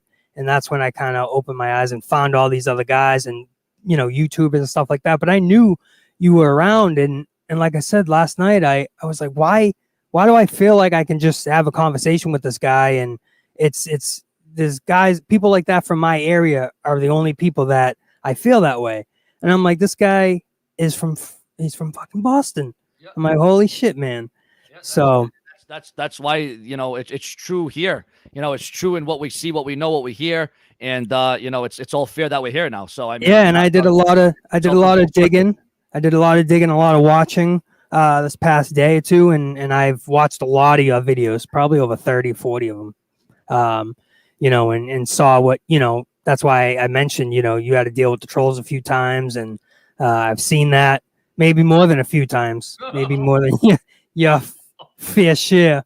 You know what I mean? Simply look up Sean Viewing on YouTube, and you're gonna see all the drama, the trolls, the skeptics, the haters, the naysayers. Yeah, it's ridiculous. At the end of the day, no, I'm pretty fresh and clean. I don't really have a history besides playing rock music in a band out of high school. What band are you still in a band, my man, or what? Not anymore. I'm just playing, you know, not gigging anymore, just doing studio work here and there and stuff like that. But right out of high school, I was gigging, did 7 national tours cross country, and had a lot of fun. But other than that, man, that's really it. You know, I'm just a musician. Like I said, I got my little piano here. That's also I love the Mankind. I was playing that yesterday. That was hilarious. Cool, but really, that's it, man. I never done wrestling reviews before, or you know, I've sat in on podcasts here and there. But I'm looking to do that and do it with passion, and especially now where everything's coming about and AEW has finally took, I feel like the appropriate steps needed to be a real deal in this in the world now. You know what I mean? And there's no doubt this is going to be a very memorable week in professional wrestling. I mean, dare I say, one of the most memorable weeks in the last 20 years. I mean, I can't remember the last time that wrestling had this fever pitch to it, that had all this talk and all this animosity, and you know, it's just like it's crazy. I never thought we would see this again, but AEW is doing it all over again. Yep, absolutely. I mean, we're seeing it right now, and the future is pretty bright. We're not sure what's going to happen. I mean, how many more names are going to debut in an AEW? How many more? You know, what are we going to see happen? I mean, we know CM Punk's coming. Listen, guys in the chat, let me just read the chat because these guys are going off because they want their 15 seconds of fame. See, I'm oblivious. I mean, I'm hearing what you're saying, but you know, again, I got to control. I got to see what the fans are saying. Yeah. So seriously, so Shadow Alien is the same guy as the guy that called in. So that is him. And Boston Brotherhood is definitely another troll it's controlled by the same guy. Which said, give Scott a chance to call him. He's a big fan of yours. Has he ever called in before? No. Has he ever shown up before me? No. So relax. Same. So it's the same guy. So don't worry about it. They're saying Keemstar's going to cover this. No, Keemstar, that Patreon guy is the same guy as the other guy. It's the same troll, bro. Like these guys make like 30 screen names and shit, bro. Crazy. So what you can do, Sean, is you can put sub only mode on, which is in your chat. You can, I think it's at the top or at the bottom where it says subscriber mode only. And you could change the amount of days of a subscriber that you can be to comment in the chat. So you can put it at 1 month. You can put it at 2 weeks. So if you put 2 weeks, that means nobody can comment in the chat that hasn't been subscribed longer than 2 weeks. That way, you eliminate all the trolls, people that just subscribe right now. Yeah, because the only way they could do that at that point is if they say they just subscribed like a day or a week ago when I put it. That's the only way they could really get it. The only way they could do it, yeah, if you did it today, they would be like, if they subscribed 2 weeks ago, then they're not a troll. Obviously, because they would be here before me. You understand? So if you put subscriber mode only and put 2 days, then anybody before that obviously would be banned. So that's all you have to do. People do it now. The YouTubers go, buy trolls, and they just press the button, and boom, you're gone. You know what I mean? But listen. Now they're asking, why don't we put up a poll to see if he should get into the show. Yeah. Listen. So people like that, they would come on and maybe talk to you for a couple minutes, and then they would throw a few digs here and there, then talk a little more, throw a few digs. So they'd get their narrative across in the way they want to do it. And we just got fucking no time for that shit, man. I really don't give a shit about these guys that follow me, literally follow me. They weren't here before, so obviously I know I'm bringing a few people, but I want to bring the right people. You know what I mean? Yeah, no, it's crazy because obviously we having someone new like you on the show. I don't know the backstory and all the behind the scenes of what's happened in the past with you. Nah, but I'll fill you in. We could definitely talk behind the scenes and catch up. But now he writes, should I come on to destroy Tony? So you see, in a flip of a switch, when he doesn't get, the way, when they don't get their way, they just like a group of people that are making like 40 different accounts each. Is that what's going on here? It's not a group. It's probably like two or three people that do this. You know what I mean? Tony left the JCS community because everybody hates him. I don't That's another one. Why they would hate you.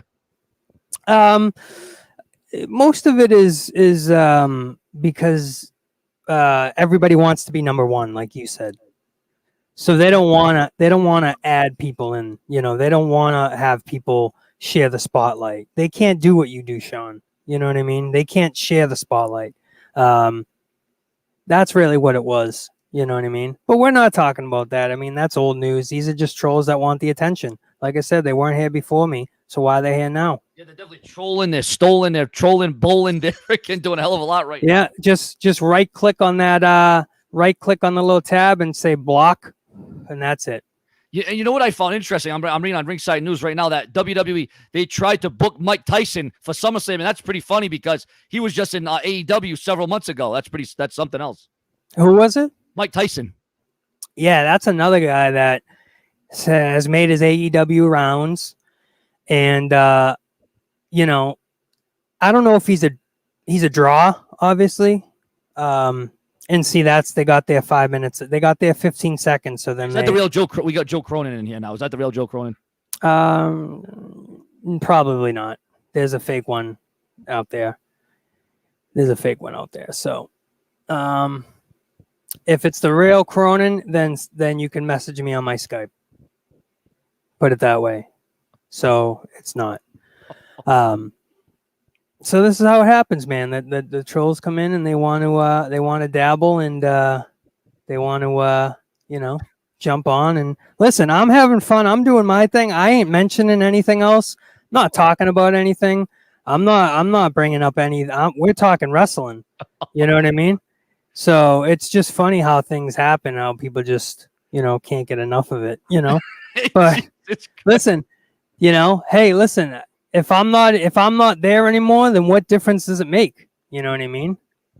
What difference does it make? I guess some people just choose to move on to bigger and better things, So I'm getting just a text on my end that says, tell him to ban Mars Mara. It's fake. And he said ban Extreme Shaft. That's another fake one. And let me see. Anything else? No, I think that's it. So those are the two ones, and obviously Shadow Alien. We got half my audience in here right now, but then we got half trolls in here right now. Yeah, I mean, hey, hopefully we can, better the ratio soon, And that's what I said, Sean. If you just ignore them and just do your thing, basically they will fade away. They will be obsolete. Delete. Yeah. If they don't get their time, and if they're not getting to you, then they decide that it's not worth it anymore. You know what I mean? So that's all you have to do. That's what I've been doing with them, And now when you do like you say you do your regular shows on YouTube. Now do you do it on YouTube or do you do it somewhere else? What is it? Do you do like when you have your shows with your yeah usually I just stream with if I was on Cronin's show, it would be one day a week and it would be for a couple hours. And when I stream with YR, the guy yesterday who you talked to with the southern accent on the YR program, it's just usually in the morning for an hour or two, and we shoot the baloney and that's it really. You know what I mean? We bring up, day's events, whatever happens, and obviously this will be the big topic where, Tony from Revere and, moves to the Sean View entertainment industry, side. He switches sides, he throws in the white towel on the JCS side. But one thing is, Sean, I was never in the JCS community, really. You know what I mean? I wasn't really in there. Hey, look at this guy. It says, yes, Scott, we'll give you a viral video. Then he'll put your address out and tell everybody your real name. Yeah, put them on. LOL. Now, yes. Now, Foulmouth Ken, this is the real guy. Foulmouth Ken, he's a good guy. That is another guy that is in our community. He streams.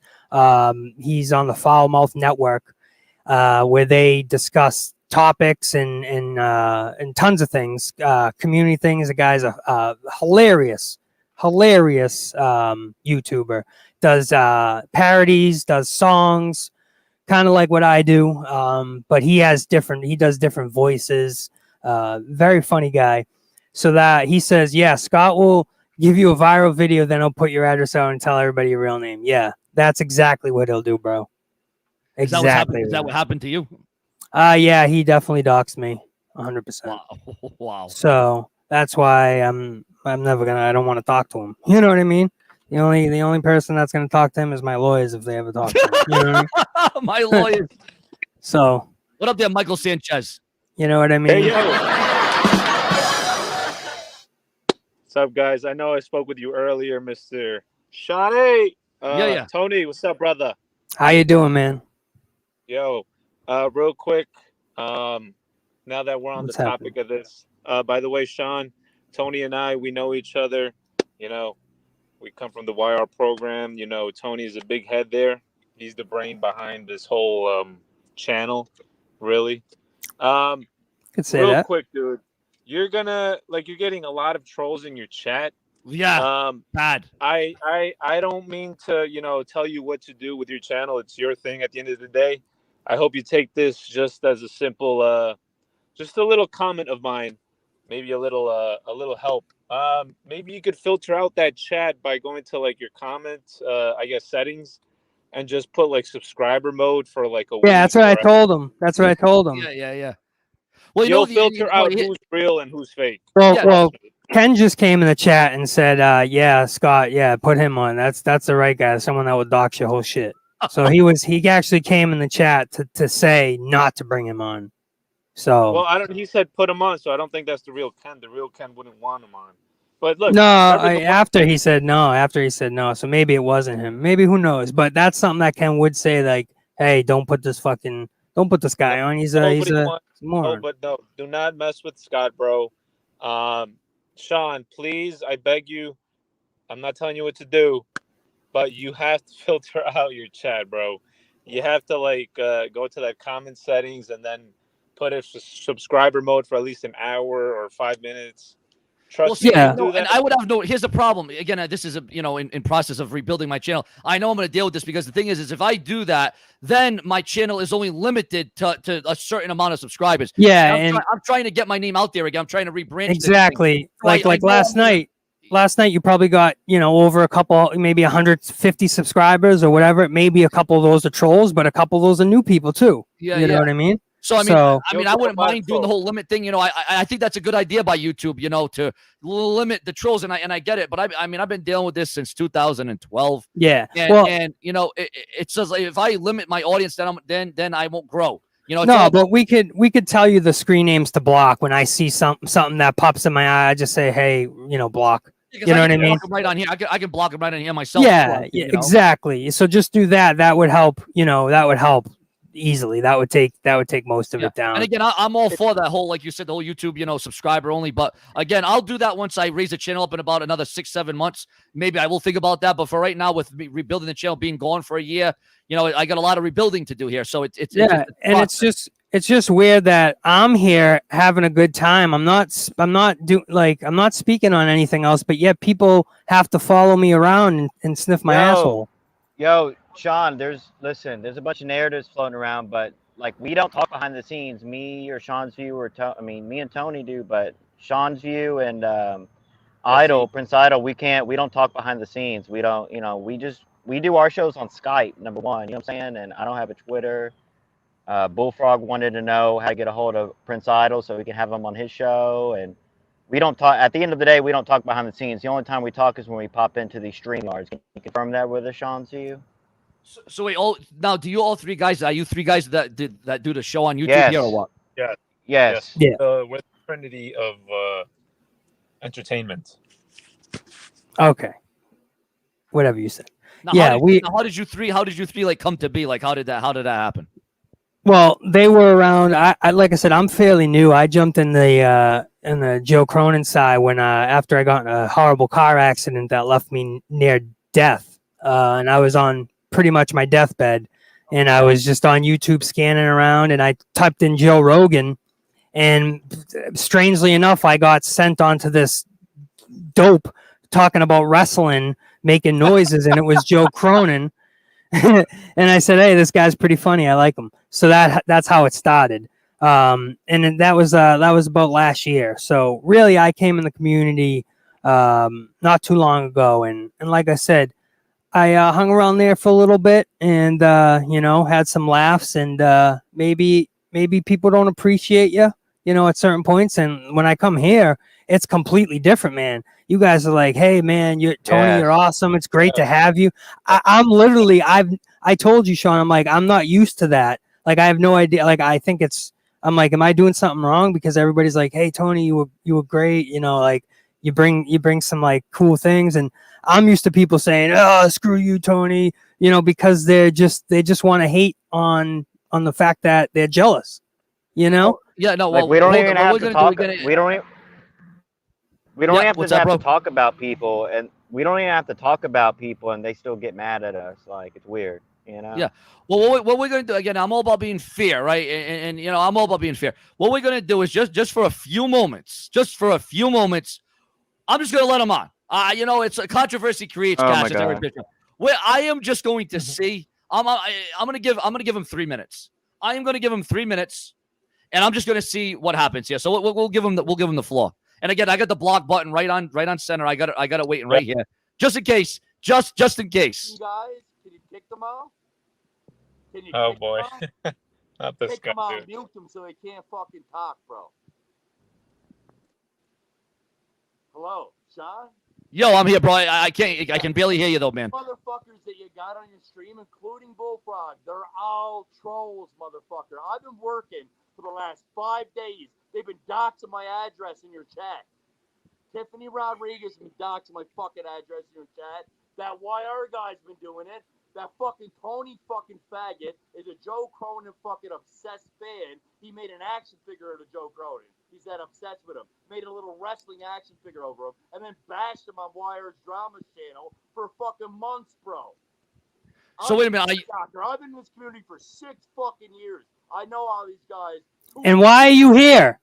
I never said shit about you in my life, Sean. And why are you here, dude? Shut the fuck up, you faggot. Like, why are you here? Nobody wants you here. Tony, I will come to Boston. This is it. There's the threats. Throwing threats. See? Yeah, more threats. But you threaten everybody with your fucking mafia family. Whitey Bulger, right, you little piece of shit? Look, this guy is in this community. Why are you here, though? Right the fuck now. Answer me the question, bro. Why are you here? I'm here because you kicked me. Okay, see, that's it, because I'm here. That's exactly why he's here, because I'm here. Not for you, Sean. Not for you. For me. No one likes you. No one gives a fuck about you. No one likes you. Every chat that you go in, everybody hates your guts. You win a Billy the Friggin' Notice how he's on the call and all the trolls in the chat are gone. Because he's the troll. No trolls right now are in the chat because he is the troll in the chat. Isn't that funny? Wait, Scott. Put the police to my fucking address. That's Bruh. Play your sound effects, Tony. Fuck you, you. You're trying to get me worked up so I get kicked out of here again. Wait, now Scott, bro. Play the sound effects. Yeah, it's funny. But you fucking talk about Sean's view and showing his dick to Brian. Kid, you fucking crossed the line. Get that through your goddamn fucking head. Yeah, see? Yeah. Sean's view, I'm telling you, these guys don't like you, dude. Excuse me, bitch. They hate your guts, Sean. They hate your guts. They talk to you all the time. They're using your. We talk about him all the time. What are you talking about? This guy is the weirdest guy ever. Dude, I've talked to this guy for the first time in 2 days. Sean, just look at the eyes, Sean. Look at his eyes. It tells you everything. The guy's done, bro. I'm the one bringing Guy's a fucking crackhead. That's me bringing the trolls, not the guys that you have in your Fucking program. crackhead. Wire and Tony. It's Wow. not me, Sean. Yeah. Bro, Fuck you, homie. You're all fucking pussies. You're all pussies, man. Okay, are you done? Is that it? Tony, go ahead. Are you here to talk wrestling? First place, Tony. Are you here to talk wrestling or not? I went on Billy the Fridge's channel. I've Okay. been on Billy for months. That's it. No trolls in the chat. That's right it. now. No trolls in the chat. Look at the chat. Pody, shut your mouth. Scott calls the FBI and tells them people's names in the community. No trolls in the chat right now. No, is he involved with Joe Cronin too, or what? For months. No, Joe Cronin wants nothing to do with him. Oh my Nobody God. wants nothing to Shut do. Can this guy shut That's up? why he's Can he here, shut Scott. up? I mean, Can he shut Sean. up? Can he shut his fucking mouth? I was donating to Billy the Fridge for months, being a supporter of Billy the Fridge, and this fucking Because you'd be in jail. saying, I'm a troll, but then he goes and works with YR, the biggest troll channel on YouTube. What the fuck? Bye now. Who is the real troll? Well, again, I'm all about. I gave him his chance. I'm still Thank confused, but it's okay. I gave him his chance. I'm all about chances here on Sean's View. Yeah, is he done? Like, is okay? Like Sean, you could say this. Like, all right, bro. What else? Like, what do you want? Why are you here? Do you want to talk wrestling? The YR program with the $1.99 donation. Yeah. What did he say? It He said disappeared to on. ban Scott because he doxes people, including Joe's information. Yes, absolutely. And there's no place for any type of doxing. If you mention anything whatsoever, people's real names, people's workplaces that don't want that information out there, you're done in my book. There's not even a discussion. There's no going back. There's nothing. There's just nothing. It's a line you don't cross.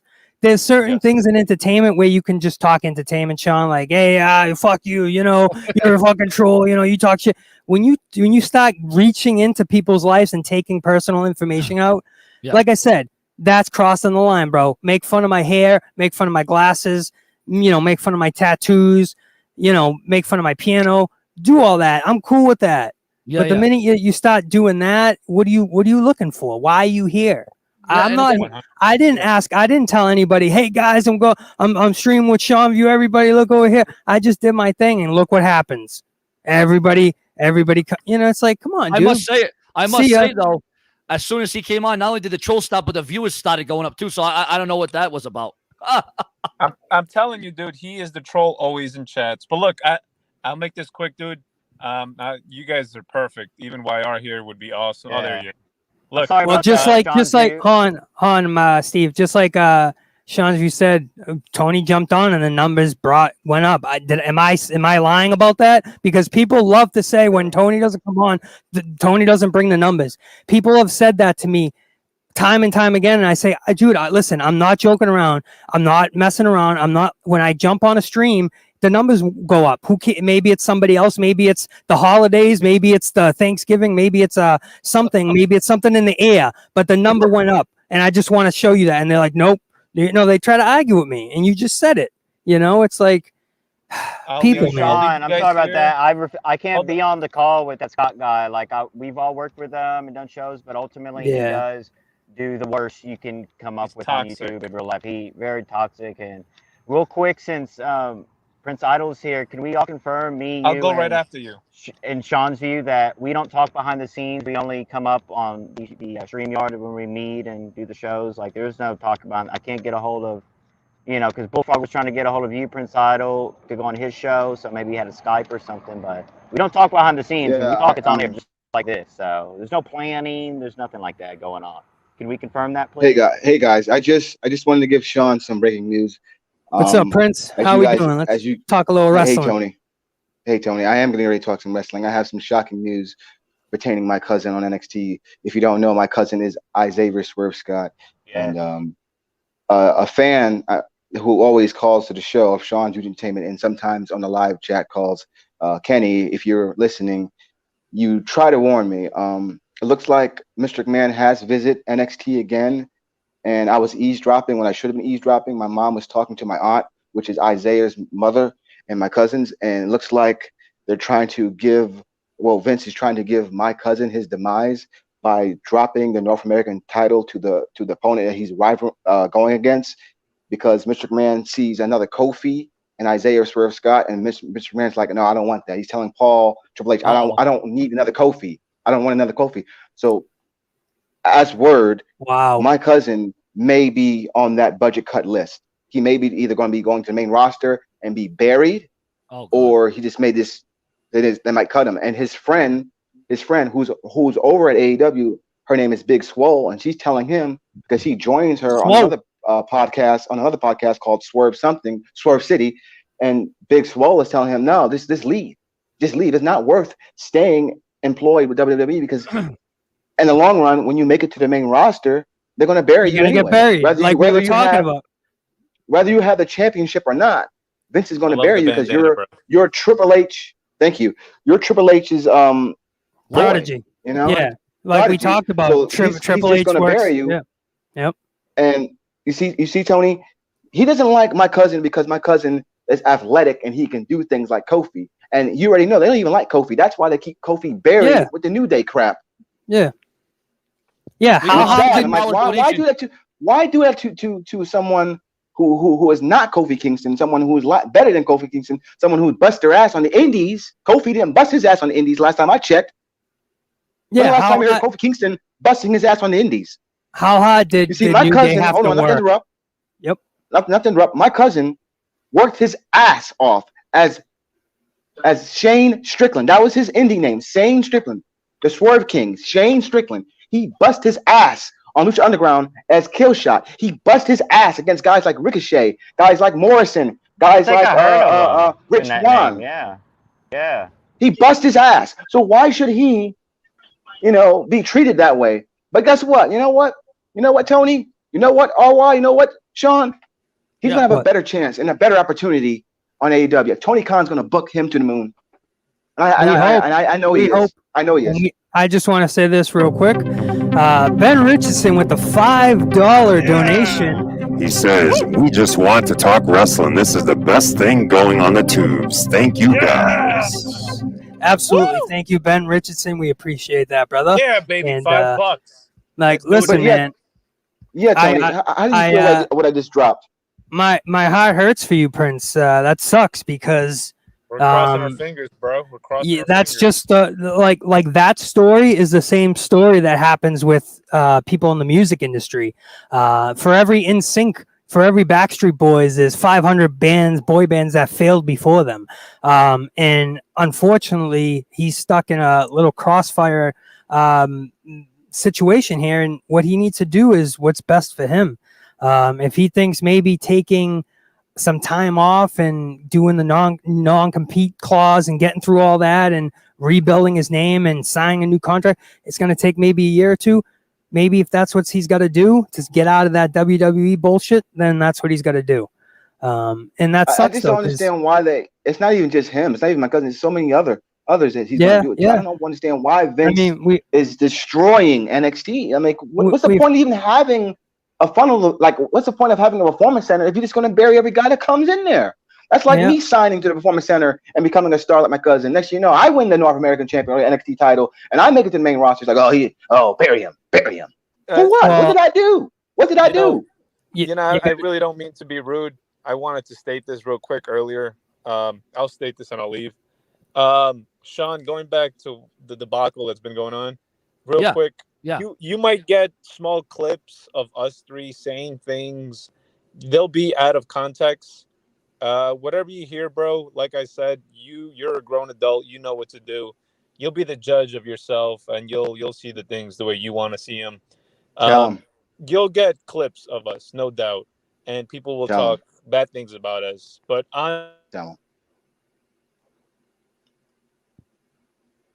I think you faded away. On you for so long, dude, and this is awesome that you get to do live calls. I, for one, am here to stay, and I'm here to support you, bro. And I have had, like anybody else, we've had our past, but I'm telling you, I'm gonna learn from those mistakes, and we're the three of us here. We're here to move on and make this shit better for everyone. Hashtag new era, bro. Hashtag new era. Listen, Sean, just like just like brother, people can take clips of you out of context and send them to somebody and scrabble them up and say, look what Sean said. But hey man, if something offended you that much, go to the source and talk it out. Nothing. Listen, Sean's gonna get nothing that pertains, bro. Listen, Sean's gonna get nothing pertains. Sean, I sent you a tweet. Just gonna, trying to make sure we schedule this, moving forward. Hold on, I see. Let YR go. Go ahead, YR. Yeah. Sean, there is no clips. You can call me SC Steve, by the way. I think you got my real name on the YouTube. All right. Hey, SC. Let YR Sean's go. view. There's no clips of us talking about you, bringing up you. Like, it's not like that. Yeah. It's probably gonna be like talking about Cronin and stuff like that. We don't bring, we plug you on our shows when we recently. Yeah, we've never spoke about you. We've never spoke. And we've never even mentioned your name. Yeah, and I don't know what. That's why I'm a little confused. And I want to take you guys at face value because you guys are new to the show. Thing about it is then you got all these people, like you said, they're trolls in the room saying, "Oh yeah, they did talk about you. They've done videos on you, but yet they're here talking with you now." No, not about you. Not about you. We've never done videos about you. Not at all. Like I said, the first time I've ever even mentioned your name was yesterday or the day before when we did the stream. Did you tell him Joe Cronin blocked you on Twitter? Yeah, so Cronin blocked me because I was on your show, bro. Why? Because he must be jealous or upset or something that you're featuring me.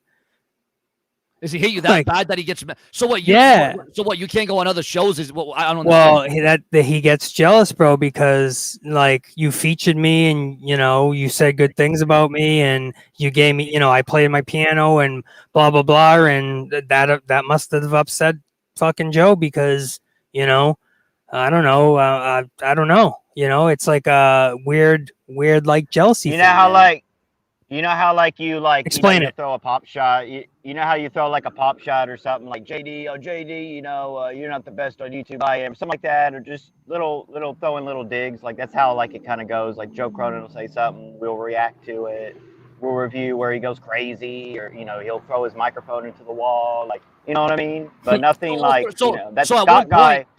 At one point, all three of you were involved with Joe Cronin, right? They were. YR was a while ago, but I was involved with Cronin recently up until the last couple of weeks where I decided to leave, and I was a heavy donator to him, Sean. I mean, I was throwing that guy hundreds of dollars a month. Oh. Yeah. Yeah, I was throwing him hundreds of dollars a month, and I asked for a podcast with him, and I never got it in 8 months.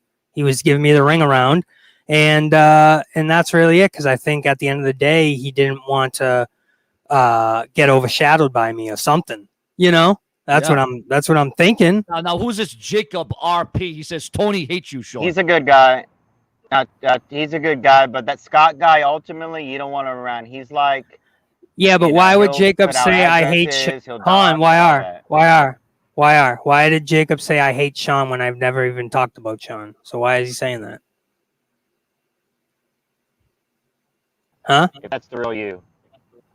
Hello? That's the real Jacob RP. Yeah, maybe it's not. Maybe it isn't, but... See, they'll create troll accounts of, people's accounts. Yeah, and people say, we're trying hard to hang out over here with... no, we're not. We're talking wrestling, man. Hanging out. Why does it inconvenience any of you? Just either watch or don't watch. You know what I mean? That's we threw a few pop shots at Joe, but... no one else. We're talking about no one else at all. That Scott guy, ultimately, he will. He does the bad stuff, and you don't want him around, Sean G. You know what I'm saying? And you can you can watch my shows, all that stuff. We don't. At the end of the day, Sean, there's a line we draw. We try to do some entertainment and bring things in comedic fashion and try to have some fun. But at the end of the day, people will try to cross a line, and they don't understand that Tony from Rivera is a character and it's satire and to relax. You know what I mean? They no, and I just remember, now there's a guy, the Patreon. They said that you guys took down Scott's 45,000 subscriber channel. He wishes he had 45,000 for What? subscribers. Yeah, right. That guy never had Now, there's a lot 4,500. of people that Listen, hey, Sean, that There's a guy lot of never people had that hate 4,500 subscribers. That guy never had 4,500. That guy never had 450 subscribers. Put it that way. He's had like at least if 300. the trolls. And listen, we didn't take his channel down. Yeah, we didn't take his channel down. When you post stupid Biden and Trump stuff and that kind of stuff, it's going to get flagged. Sorry. You know what I mean? Yeah, Do better. only CNN likes that kind of stuff. Yeah, make better content. I don't know what to tell you. Stop following me where I go, what I do. Don't worry about me. Not talking about you. I'm talking wrestling stream with Sean, talking with the guys in this community that love wrestling, that have a passion for it. And that's it, man. If you got nothing to say, nothing nice to say, don't say it. Don't say anything. You know what I mean? And don't straight up lie, like these guys are the arbiter of morality over here. The Jesus. Arbiter. I've heard a lot of names. That was a good one. The arbiter. The arbiter of morality. These Indubitably. people think they are. Indubitably. Indubitably. So all we do is want to have fun, Sean. And like I said, that when I found out you were from Boston, bro, when you're a half an hour from me, that's it, bro. That's a match made in heaven. That's why I understand you. I can feel your vibes. You know what I mean? So we'll see what happens in the future, especially these couple of days with wrestling coming up with a huge debut of hopefully CM Punk. Yes. And God. If they don't do that, man, it's going to crumble. The wrestling world is going to crumble if they don't do that. If this is just all a big propaganda, oh my God, I can only imagine the riots in the streets. Yeah, if he doesn't debut, I mean, I don't know. It's almost like a gimme at this point. I don't see it any other way. But like I said, I enjoy talking wrestling like this. I enjoy hanging out, and hopefully it won't be the last. We'll have many more, and we can exchange info and really try to develop maybe something, consistently. I don't know, because you stream, it seems like you don't. You're just on when you're on. Well, yeah, that's the thing, because again, my audience is used to that. I mean, maybe down the line I will develop a thing, but and the way people can do it, like you said, if they get notified, subscribed, that's when I'll be on live. Yep. Even if it's like if we do something that's 1 or 2 days a week, that's consistent, like Wednesday 8 o'clock. This is happening no matter what. No matter what you do, you can stream 100 times during the day. Even if you stream Wednesday all day, 8 o'clock, we know we're doing this is happening. You know what I'm saying? I know a set day and a set time. I 100%. And you know what, Sean? That's really what I've been waiting for. I've been really patient and looking and waiting for the right thing to happen, the right opportunity, and not jumping into something too quick and being tied down too quick. I wanted to step back and really reevaluate the landscape of YouTube and see what I wanted to do, because for a time I was doing Twitch. I was streaming on Twitch, just playing music, just singing, playing music straight, whether it's 3 hours or, taking requests, but at some point that gets a little boring. You know what I mean? Just kind of, playing to yourself and say, okay, what do you guys want to hear now? Okay. Play the piano, man. You know what I mean? And it's like, okay, that's cool. And people do that all day and that's fun, but I like, it'd be fun to chop. It'd be fun to chop it up with somebody. You know what I mean? Talk a little bit, shoot the baloney, shoot the bologna. The bolognas. Let's see. Let's go to the chat real quick, and we'll just we'll scan through and see what the trolls say. Let's see. Nothing good. At least if there's Tony trolls in the chat. At least if there's trolls in the chat. Go. Why I was gonna say something, but Kenneth Fulhaber says Tony seems to have charisma. I appreciate that. Tracy Galloway says, I've never seen the Scott guy on this channel before. Yeah, isn't that interesting? That's how you can tell, Sean, the deal. You know what I mean? Now, if he was here before, that's a whole different story. But yeah, I mean, again, I don't know if he was in here under another name. I've never seen him before. I've never heard of him. I don't know if he was I don't know if he was a former fan of me. I don't know. I really don't know. Yeah, no, he's we're just gonna skip over that. We already buried that. We already dug the hole and buried it.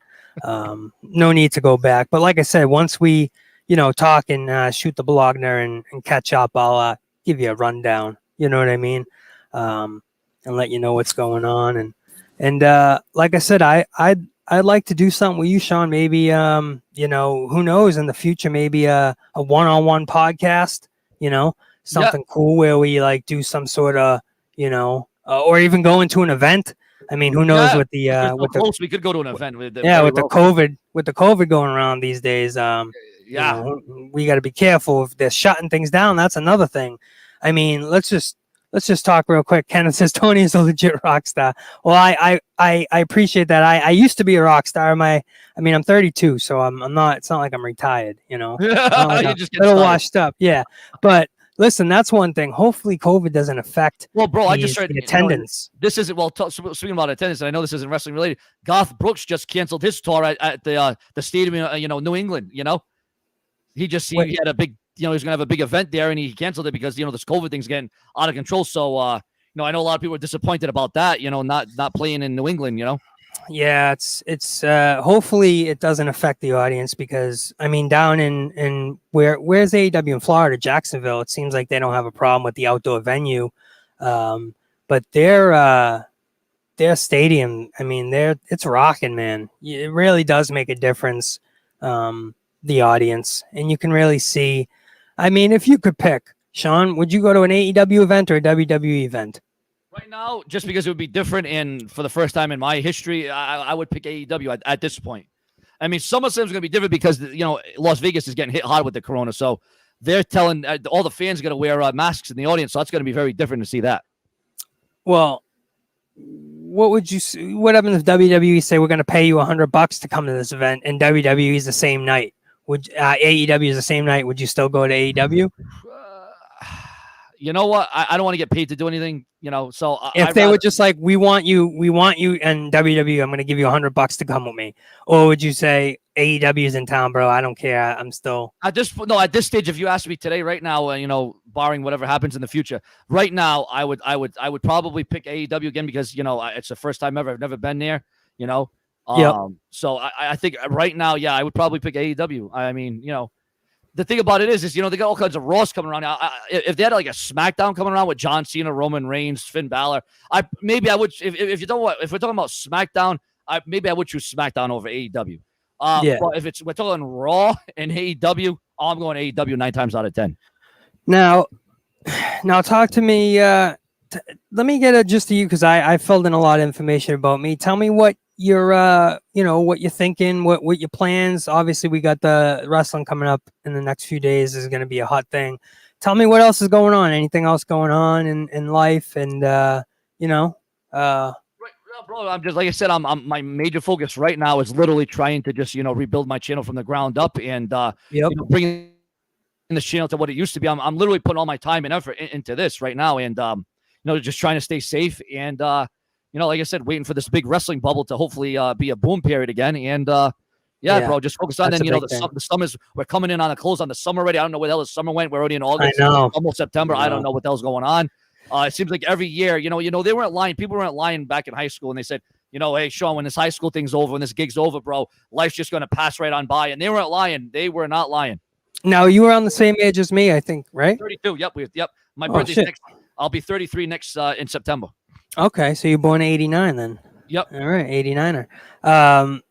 So we've pretty much been through the same as far as, in high school we were in the same years and stuff, so we get kind of, and as far as growing up for wrestling, I really tuned in 97 when I was, what were we, 89? We were what, 8 years old in 97. Yeah. So we were fairly young. Yep. Fairly young to get in that era. But I think we hit it at the right time. Oh, I'm glad I was born when I was born because I'd be very sad to be born like now and when 10 years ago. Yeah. I'd be sad to, I'm glad I was born when I was, because even though we were only 8-9 years old at that time, I do remember all those things. Like everyone talks about the Attitude Era. Well, I watched it live. I didn't have to go on the network. I watched that crap live. You know, Ben Richardson says you two work good together like the Mega Powers. Yeah, I agree. Well, thank you. We appreciate that. So Sean, like, yeah, so you were watching wrestling 97, 98, 99, 2000, great year, 2001, 2002. Then around like 2003, 2004, I felt like WWE kind of had its fallen off period around those 2003, 4, 5, 6, those years around there. Well, I feel like it came back a little bit in 6 and 7 because you had Edge, you had Cena. That was a great rivalry. You know, then you had CM Punk in 2009. You know, then you had the rejuvenation of ECW. So I felt like it did come back a little bit in 6. But yeah, from 2002, you know, you got to also take into the fact that, you know, Austin retired, The Rock left for Hollywood. You know, there was a lot of, you know, The Undertaker, you know, there was a lot of different things that were happening at that point. Triple H was burying the whole roster at that time. There was just so many different things that happened. So I don't think we could just blame it on one thing why wrestling kind of went downhill back then. Because, you know, a lot of people talk about the ruthless aggression era. Again, that was the Cena, the Batista, the Lesnar. You know, when Lesnar, like I said, I think the worst period of wrestling was like, you know, when you had Doink the Clown and Abe Knuckleball Schwartz and all these stupid gimmicks that were just terrible. Actually, I'll go back and Doink. I like the heel Doink. The heel Doink was actually a good persona, in my opinion. Yeah. But no, Monday Night Raw in '93. You know, it's almost like actually,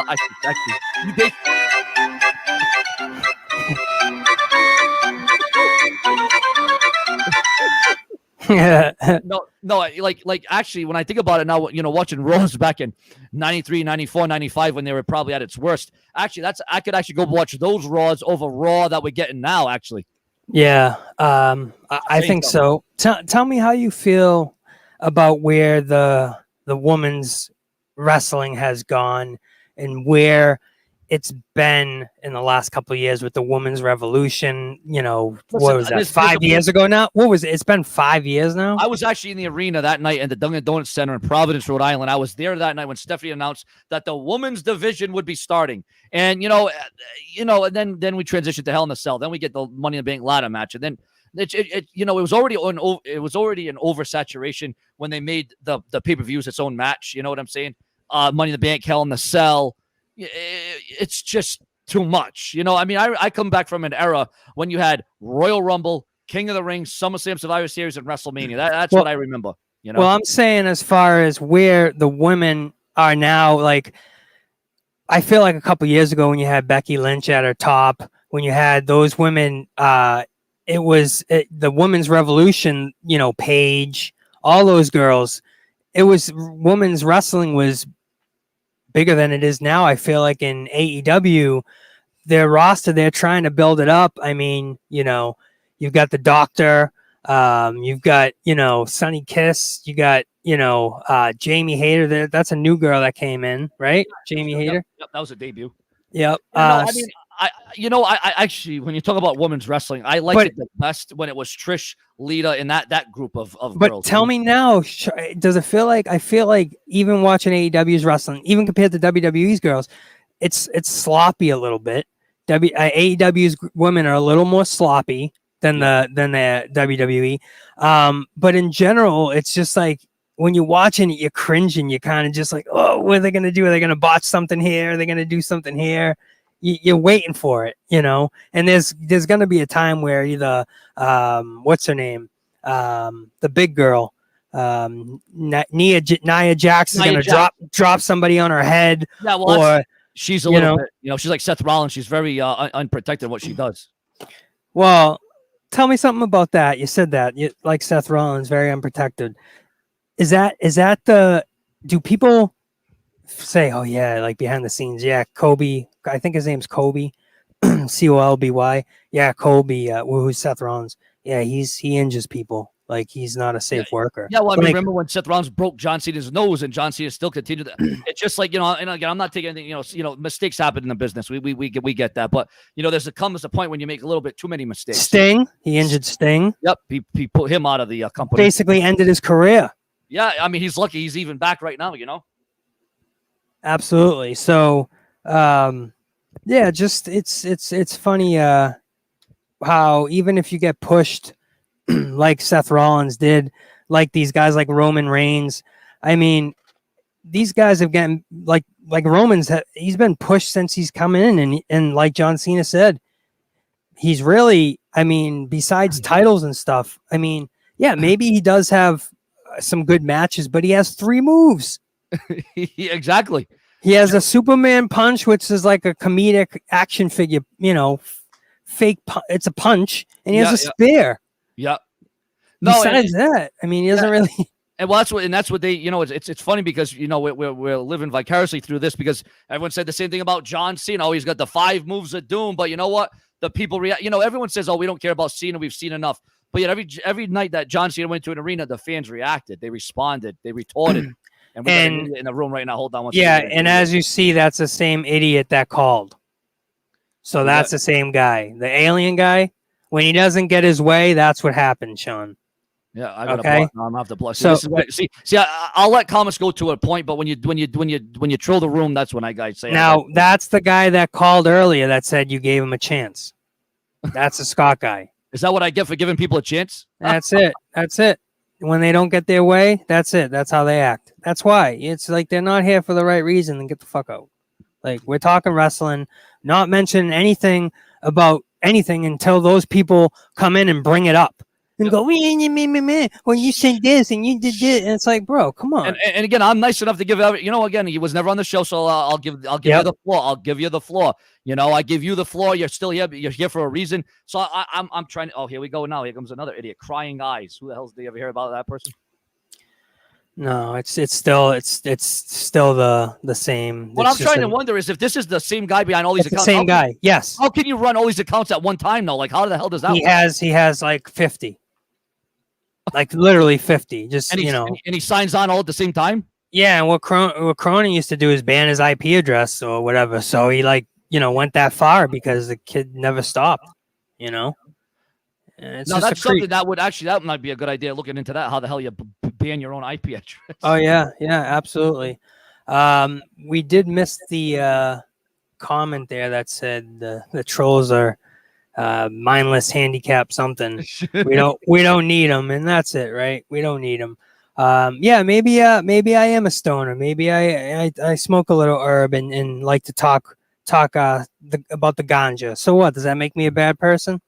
You know what I mean? At least he's not doing crack cocaine. Exactly. At least I'm not fucking got a bowl up here, right? You know, in front of the camera, lighting it. You know? Yeah. Exactly. Like the fucking clear fucking bowl and shit. Nah, like the only clear thing I'm smoking is my vaporizer here, which is pretty sweet. But what do you got? Your own is that a refrigerator over there, bro?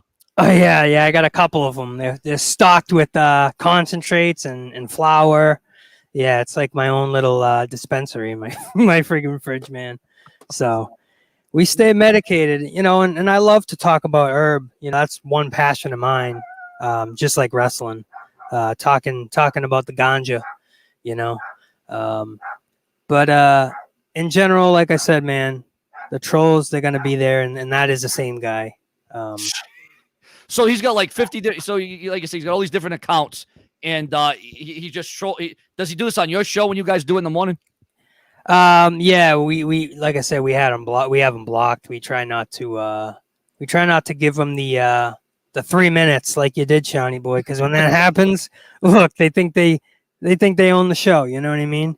It's just they can't get enough. And it's like I'm over here. It's like I'm not. Everybody's free to do what they choose. The trolls, as Tracy Calloway says, the trolls are mentally handicapped, mindless. They're bullies that use elementary thinking to create chaos because they have nothing better to do, indubitably. Yes. And that's it, man. Like when I came over here, I didn't tell anybody. I didn't make it a big thing. I didn't, rub it in people's face and say, I just jumped on the stream and I'm having fun. But people just that's what it's all about, and people in the chat, they're having fun, they're donating to you, and that's it. That's the thing. If you're having fun, you're not working as if you're having fun. That's what they say. That's it. Time flies when you're having fun. You know what I mean? But in general, like the title says, it will happen. Vince will sell the WWE in time. You will see WWE just a shell of itself.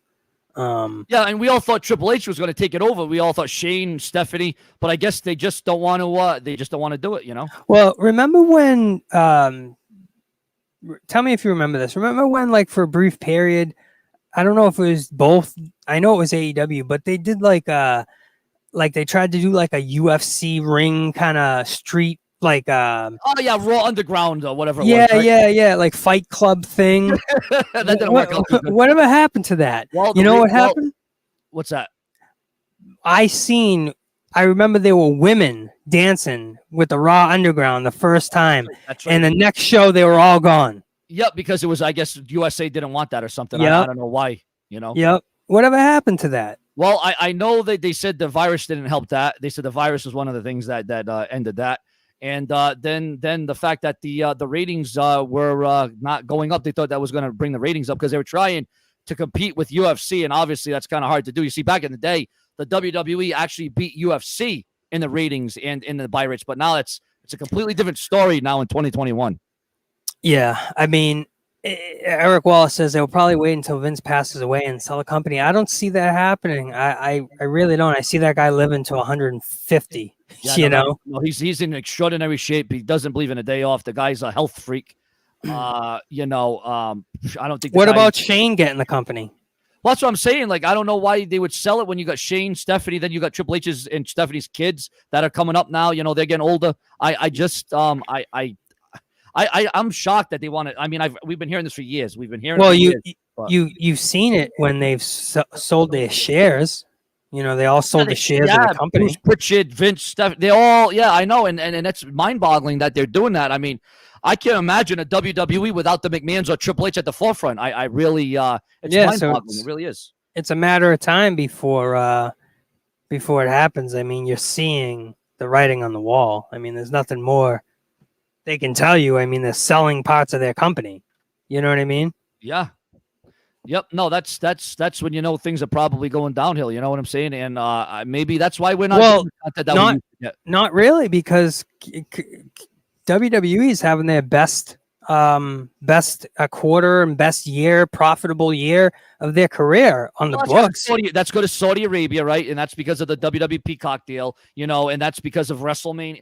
So I mean, obviously, everyone, the WWE is going to go out of business. No, the WWE will never go out of business. They got too much money, too much backing, But as far as them selling it, yeah, obviously they could sell it. But I just cannot believe or even see a WWE without the McMahons at the forefront. It just kind of, like I said, it's crazy.